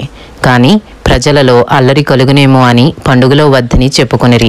ఆయన బేతరీలో కుష్ఠరోగి అయిన సీమోను ఇంట భోజనమునకు కూర్చుండి ఉన్నప్పుడు ఒక స్త్రీ మిక్కిలి విలువగల అచ్చ జటామాంసి అత్తరుబుడ్డి తీసుకుని వచ్చి ఆ అత్తరుబుడ్డి పగలగొట్టి ఆ అత్తరు ఆయన తల మీద పోసెను. అయితే కొందరు కోపపడి ఈ అత్తరు ఇలాగు నష్టపరచనేలా, ఈ అత్తరు 300 దేనారముల కంటే ఎక్కువ వెలకమ్మి బీదలకియ్యవచ్చునని చెప్పి ఆమెను గూర్చి సనుగుకొనిరి. అందుకు యేసు ఇట్లనెను, ఈమె జోలికి పోకుడి, ఈమెను ఎందుకు తొందర పెట్టుచున్నారు? ఈమె నా ఎడల మంచి కార్యము చేశాను. బీదలు ఎల్లప్పుడూ మీతోనే ఉన్నారు, మీకిష్టమైనప్పుడెల్లా వారికి మేలు చేయవచ్చును. నేను ఎల్లప్పుడూ మీతో ఉండను. ఈమె తన శక్తి కొలది చేసి నా భూస్థాపన నిమిత్తము నా శరీరమును ముందుగా అభిషేకించను. సర్వలోకములో ఎక్కడ ఈ సువార్త ప్రకటింపబడునో అక్కడ ఈమె చేసినదియో జ్ఞాపకార్థముగా ప్రశంసింపబడునని మీతో నిశ్చయముగా చెప్పుచున్నానెను. మార్కు సువార్త 14వ అధ్యాయము 10వ వచనం నుండి. 12 మందిలో ఒకడగు ఇస్కరియోతు యూదా ప్రధాన యాజకుల చేతికి ఆయనను అప్పగింపవలెనని వారి యొద్దకు పోగా వారు విని సంతోషించి వానికి ద్రవ్యమిత్తుమని వాగ్దానము చేసిరి గనుక వాడు ఆయనను అప్పగించుటకు తగిన సమయము కనిపెట్టుచుండెను. మార్కు సువార్త 14వ అధ్యాయము 12వ వచనము నుండి. పులియని రొట్టెల పండుగలో మొదటి దినమున వారు పస్కా పశువును వధించినప్పుడు ఆయన శిష్యులు, నీవు పస్కాను భుజించుటకు మేమెక్కడికి వెళ్ళి సిద్ధపరచవలెనని కోరుచున్నావని ఆయన నడుగుగా, ఆయన మీరు పట్టణములోనికి వెళ్ళుడి, అక్కడ నీళ్లకుండ మోయిచున్న ఒక మనుషుడు మీకెదురుపడును. వాని వెంట పోయి వాడు ఎక్కడ ప్రవేశించునో ఆ ఇంటి యజమానుని చూచి, నేను నా శిష్యులతో కూడా పస్కాను భుజించుటకు నా విడిది గది ఎక్కడనని బోధకుడు అడుగుచున్నాడని చెప్పుడి. అతడు సామాగ్రితో సిద్ధపరచబడిన గొప్ప మేడగది మీకు చూపించును, అక్కడ మన కొరకు సిద్ధపరచుడని చెప్పి తన శిష్యులలో 2 పంపెను. శిష్యులు వెళ్లి పట్టణంలోనికి వచ్చి ఆయన వారితో చెప్పినట్టు కనుగొని పస్కాను సిద్ధపరిచిరి. మార్కు సువార్త 14వ అధ్యాయము 17వ వచనము నుండి. సాయంకాలమైనప్పుడు ఆయన తన 12 మంది శిష్యులతో కూడా వచ్చెను. వారు కూర్చుండి భోజనము చేయుచుండగా యేసు, మీలో ఒకడు అనగా నాతో భుజించుచున్నవాడు నన్ను అప్పగించునని నిశ్చయముగా మీతో చెప్పుచున్నానని వారితో చెప్పగా వారు దుఃఖపడి నేనా అని ఒకని తరువాత ఒకడు ఆయన నడుగసాగిరి. అందుకైన 12 మందిలో ఒకడే అనగా నాతో కూడా పాత్రలో చెయ్యి ముంచువాడే. నిజముగా మనుష్య కుమారుడు ఆయనను గూర్చి వ్రాయబడినట్టు పోవుచున్నాడు. అయితే ఎవని చేత మనుష్య కుమారుడు అప్పగింపబడుచున్నాడో ఆ మనుషునికి శ్రమ. ఆ మనుషుడు పుట్టి ఉండని ఎడల వానికి మేలనెను. మార్కు సువార్త 14వ అధ్యాయము 22వ వచనం నుండి. వారు భోజనము చేయుచుండగా ఆయన ఒక రొట్టెను పట్టుకుని ఆశీర్వదించి విరిచి వారికిచ్చి, మీరు తీసుకునుడి, ఇది నా శరీరమనెను. పిమ్మట ఆయన గిన్నె పట్టుకుని కృతజ్ఞతాస్తుతులు చెల్లించి దాని వారికిచ్చెను. వారందరూ దానిలోనిది త్రాగిరి. అప్పుడు ఆయన, ఇది నిబంధన విషయమై అనేకుల కొరకు చిందింపబడుచున్న నా రక్తము. నేను దేవుని రాజ్యములో ద్రాక్షరసము క్రొత్తదిగా త్రాగుదినము వరకు ఇకను దానిని త్రాగనని మీతో నిశ్చయముగా చెప్పుచున్నానెను.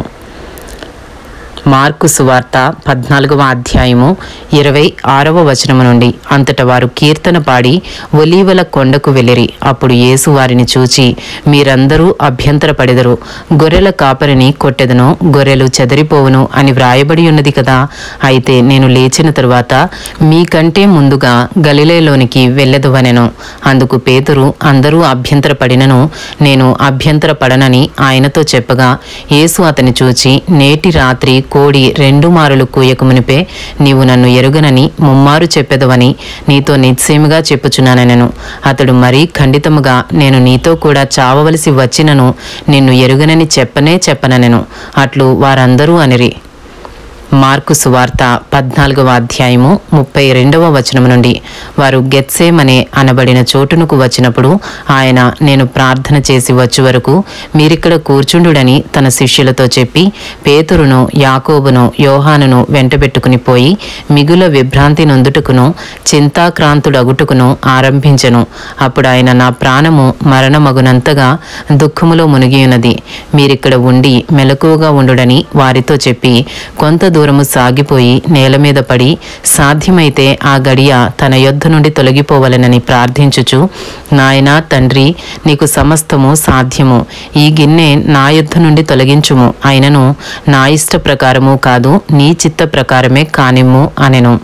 మరలా ఆయన వచ్చి వారు నిద్రించుచుండుట చూచి, సీమోను, నీవు నిద్రించుచున్నావా? ఒక్క గడియ అయినను మేలుకొని ఉండలేవా? మీరు శోధనలో ప్రవేశించుకుంటున్నట్లు మెలకువగా ఉండి ప్రార్థన చేయుడి. ఆత్మ సిద్ధమే గాని శరీరము బలహీనమని పేతురుతో చెప్పి తిరిగిపోయి ఇంతకు ముందు పలికిన మాటలనే పలుకుచూ ప్రార్థించెను. ఆయన తిరిగి వచ్చి చూడగా వారు నిద్రించుచుండిరి. ఏలయనగా వారి కన్నులు భారముగా ఉండెను. ఆయనకేమి ఉత్తరమియ్యవలెనో వారికి తోచలేదు. మార్కు సువార్త 14వ అధ్యాయము 41వ వచనము నుండి. ఆయన 3వసారి వచ్చి, మీరిక నిద్రపోయి అలసట తీర్చుకునుడి, ఇక చాలును, గడియ వచ్చినది. ఇదిగో మనుష్య కుమారుడు పాపుల చేతికి అప్పగింపబడుచున్నాడు. లెండి, వెళ్ళుదము, ఇదిగో నన్ను అప్పగించువాడు సమీపించియున్నాడని చెప్పెను. వెంటనే ఆయన ఇంకనూ మాట్లాడుచుండగా 12 మంది శిష్యులలో ఒకడైన ఇస్కరియోతు యూదా వచ్చెను. వానితో కూడా బహుజనులు కత్తులు గుదియలు పట్టుకుని ప్రధాన యాజకుల యొద్ద నుండియో శాస్త్రుల యొద్ద నుండియో పెద్దల యొద్ద నుండి వచ్చిరి. ఆయనను అప్పగించువాడు, నేనెవరిని ముద్దు పెట్టుకుందనో ఆయనే యేసు, ఆయనను పట్టుకుని భద్రముగా కొనిపోవుడని వారికి గుర్తు చెప్పి ఉండెను. వాడు వచ్చి వెంటనే ఆయన యొద్దకు పోయి, బోధకుడా అని చెప్పి ఆయనను ముద్దు పెట్టుకునగా వారు ఆయన మీద పడి ఆయనను పట్టుకునిరి. దగ్గర నిలిచియున్న వారిలో ఒకడు కత్తి దూసి ప్రధాన యాజకుని దాసుని కొట్టి వాని చెవి తెగ నరికెను. అందుకు యేసు, మీరు బందిపోటు దొంగ మీదికి వచ్చినట్టు కత్తులతోనూ గుదియలతోనూ నన్ను పట్టుకుని వచ్చితిరా? నేను ప్రతి దినము దేవాలయంలో మీ యొద్ద ఉండి బోధించుచుండగా మీరు నన్ను పట్టుకునలేదు. అయితే లేఖనములు నెరవేరునట్లు ఈలాగు జరుగుచున్నదని చెప్పెను. అప్పుడు వారందరూ ఆయనను విడిచి పారిపోయిరి. మార్కు సువార్త 14వ అధ్యాయము 51వ వచనము నుండి.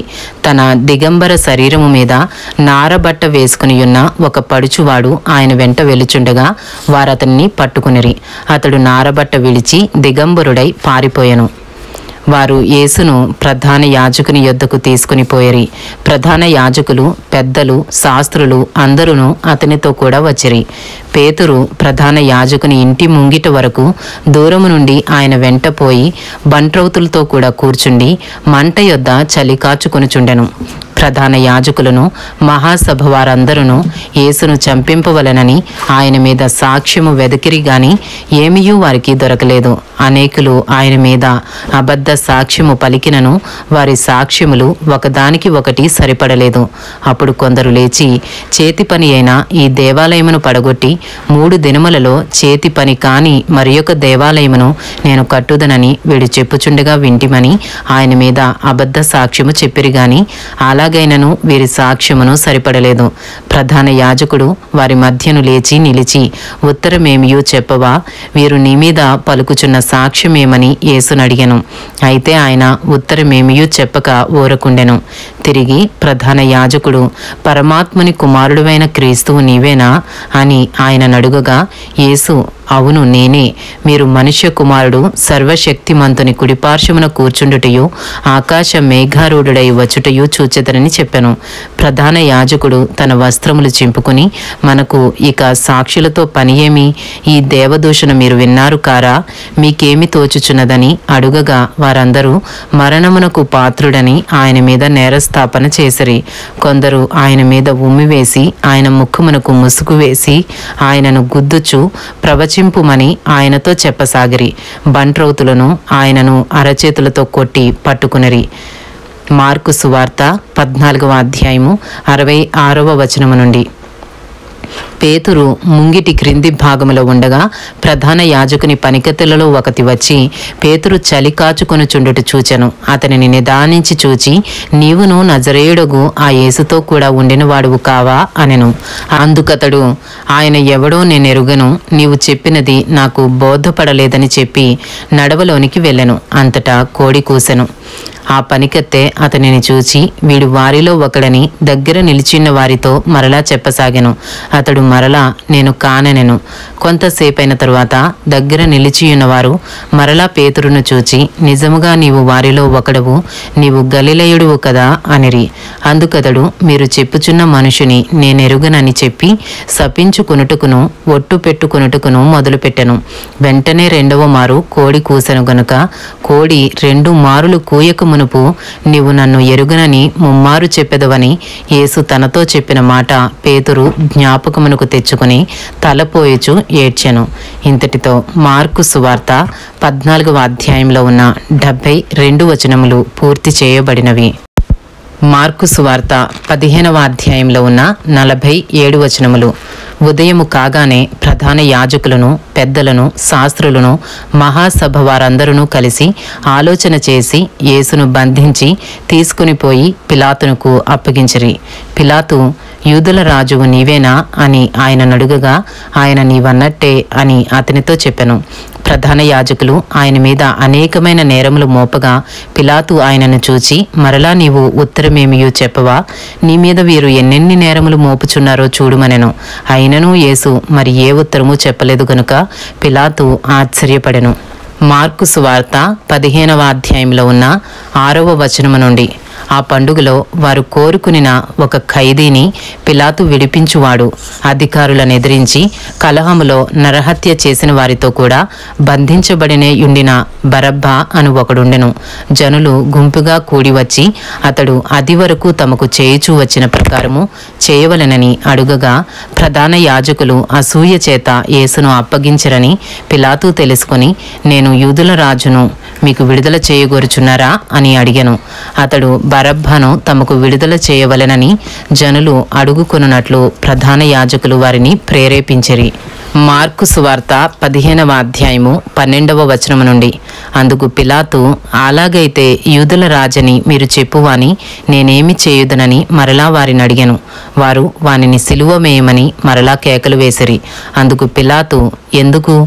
అతడే చెడు కార్యము చేసనని వారిని అడుగుగా వారు వానిని సిలువ వేయమని మరీ ఎక్కువగా కేకలు వేసిరి.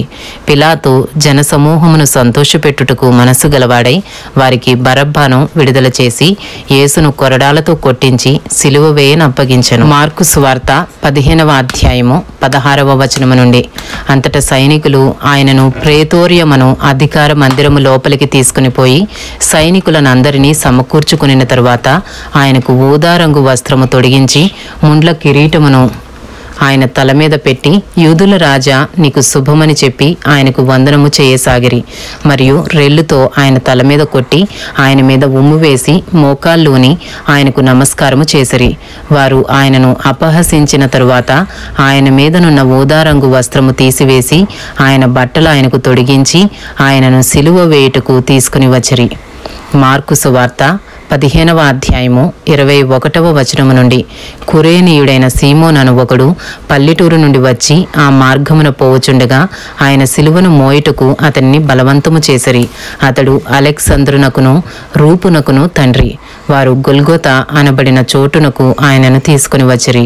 గొల్గొతా అనగా కపాల స్థలమని అర్థము. అంతటా బోలము కలిపిన ద్రాక్షరసము ఆయనకిచ్చిరి గాని ఆయన దాన్ని పుచ్చుకొనలేదు. వారాయనను సిలువ వేసి ఆయన వస్త్రముల భాగము ఎవనికి రావలెనో చీట్లు వేసి వాటిని పంచుకొనిరి. ఆయనను సిలువ వేసినప్పుడు పగలు 9 గంటలాయను. మరియు యూదుల రాజైన యేసు అని ఆయన మీద మోపబడిన నేరమును వ్రాసి పైగా ఉంచిరి. మరియు కుడివైపున ఒకనిని, ఎడమ వైపున ఒకనిని, 2 బందిపోటు దొంగలను ఆయనతో కూడా సిలువ వేసిరి. అప్పుడు ఆ మార్గమున వెళ్ళుచున్న వారు తమ తలలూచుచు, ఆహా, దేవాలయమును పడగొట్టి 3 దినములలో కట్టువాడా, సిలువ మీద నుండి దిగి నిన్ను నీవే రక్షించుకునమని చెప్పి ఆయనను దూషించిరి. అట్లు శాస్త్రులను ప్రధాన యాజకులను అపహాస్యము చేయుచు, వీడితరులను రక్షించను, తన్ను తాను రక్షించుకునలేడు. ఇశ్రాయేలు రాజగు క్రీస్తు ఇప్పుడు సిలువ మీద నుండి దిగి రావచ్చును. అప్పుడు మనము చూచి నమ్ముదమని ఒకరితో ఒకరు చెప్పుకొనిరి. ఆయనతో కూడా సిలువ వేయబడిన వారును ఆయనను నిందించిరి. మార్కు సువార్త 15వ అధ్యాయము 33వ వచనము నుండి. మధ్యాహ్నము మొదలుకొని 3 గంటల వరకు ఆ దేశమంతటను చీకటి కమ్మెను. 3 గంటలకు యేసు, ఎలోయి ఎలోయి లామా సబక్తా అని బిగ్గరగా కేకవేశను. ఆ మాటలకు, నా దేవా నా దేవా, నన్ను ఎందుకు చెయ్యి విడిచితువని అర్థము. దగ్గర నిలిచియున్న వారిలో కొందరు ఆ మాటలు విని, అదిగో ఏలియాను పిలుచుచున్నాడనిరి. ఒకడు పరిగెత్తిపోయి ఒక స్పంజి చిరకాలో ముంచి రెల్లున తగిలించి ఆయనకు త్రాగనిచ్చి తాలుడి, ఏలియా వీని దింపవచ్చునేమో చూతమనెను. అంతట యేసు గొప్ప కేకవేసి ప్రాణము విడిచెను. అప్పుడు దేవాలయపు తెర పైనుండి క్రింది వరకు 2గా చినిగెను. ఆయనకెదురుగా నిలిచియున్న శతాధిపతి ఆయన ఈలాగూ ప్రాణము విడిచుట చూచి, నిజముగా ఈ మనుషుడు దేవుని కుమారుడే అని చెప్పెను. కొందరు స్త్రీలు దూరము నుండి చూచుచుండిరి. వారిలో మగ్ధలేనే మరియయు, చిన్న యాకోబు, యోసే అని వారి తల్లి అయిన మరియయు, సలోమేయు ఉండిరి. ఆయన గలిలయలో ఉన్నప్పుడు వీరాయనను వెంబడించి ఆయనకు పరిచారము చేసిన వారు. వీరు కాక ఆయనతో యెరూషలేమునకు వచ్చిన ఇతర స్త్రీలనేకులను వారిలో ఉండిరి. మార్కు సువార్త 15వ అధ్యాయము 42వ వచనము నుండి.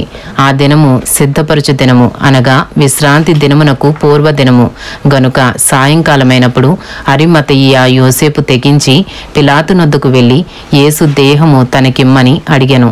అతడు ఘనత వహించిన ఒక సభ్యుడై దేవుని రాజ్యము కొరకు ఎదురుచూచువాడు. పిలాతు ఆయన ఇంతలోనే చనిపోయినా అని ఆశ్చర్యపడి ఒక శతాధిపతిని తన యొద్దకు పిలిపించి, ఆయన ఇంతలోనే చనిపోయినా అని అతనిని అడిగాను. శతాధిపతి వలన సంగతి తెలుసుకొని యోసేపునకు ఆ శవము అప్పగించెను. అతడు నారబట్ట కొని ఆయనను దింపి ఆ బట్టతో చుట్టి బండలో తొలిపించిన సమాధి యందు ఆయనను పెట్టి ఆ సమాధి ద్వారమునకు రాయి పొర్లించెను. మగ్ధలేనే మరియయు, యోసే తల్లి అయిన మరియయు ఆయన ఉంచబడిన చోటు చూచిరి. ఇంతటితో మార్కు సువార్త 15వ అధ్యాయంలో ఉన్న 47 వచనములు పూర్తి చేయబడినవి. మార్కు సువార్త 16వ అధ్యాయంలో ఉన్న 20 వచనములు. విశ్రాంతి దినము గడిచిపోగానే మగ్ధలేనే మరియయు, యాకోబు తల్లి అయిన మరియయు, సలోమేయు వచ్చి ఆయనకు పూయవలెనని సుగంధ ద్రవ్యములు కొనిరి. వారు ఆదివారమున పెందలకడ లేచి బయలుదేరి సూర్యోదయమైనప్పుడు సమాధి ఎదుకు వచ్చుచుండగా సమాధి ద్వారము నుండి మన కొరకు ఆ రాయి ఎవడు పొర్లించునని ఒకరితో ఒకరు చెప్పుకొనుచుండిరి.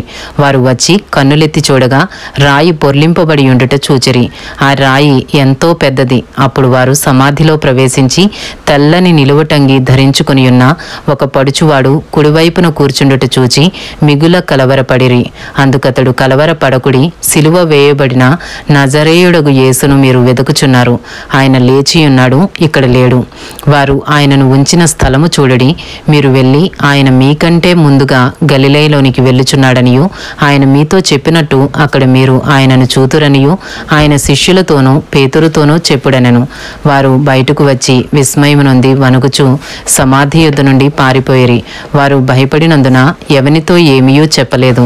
మార్కు సువార్త 16వ అధ్యాయము 9వ వచనము నుండి.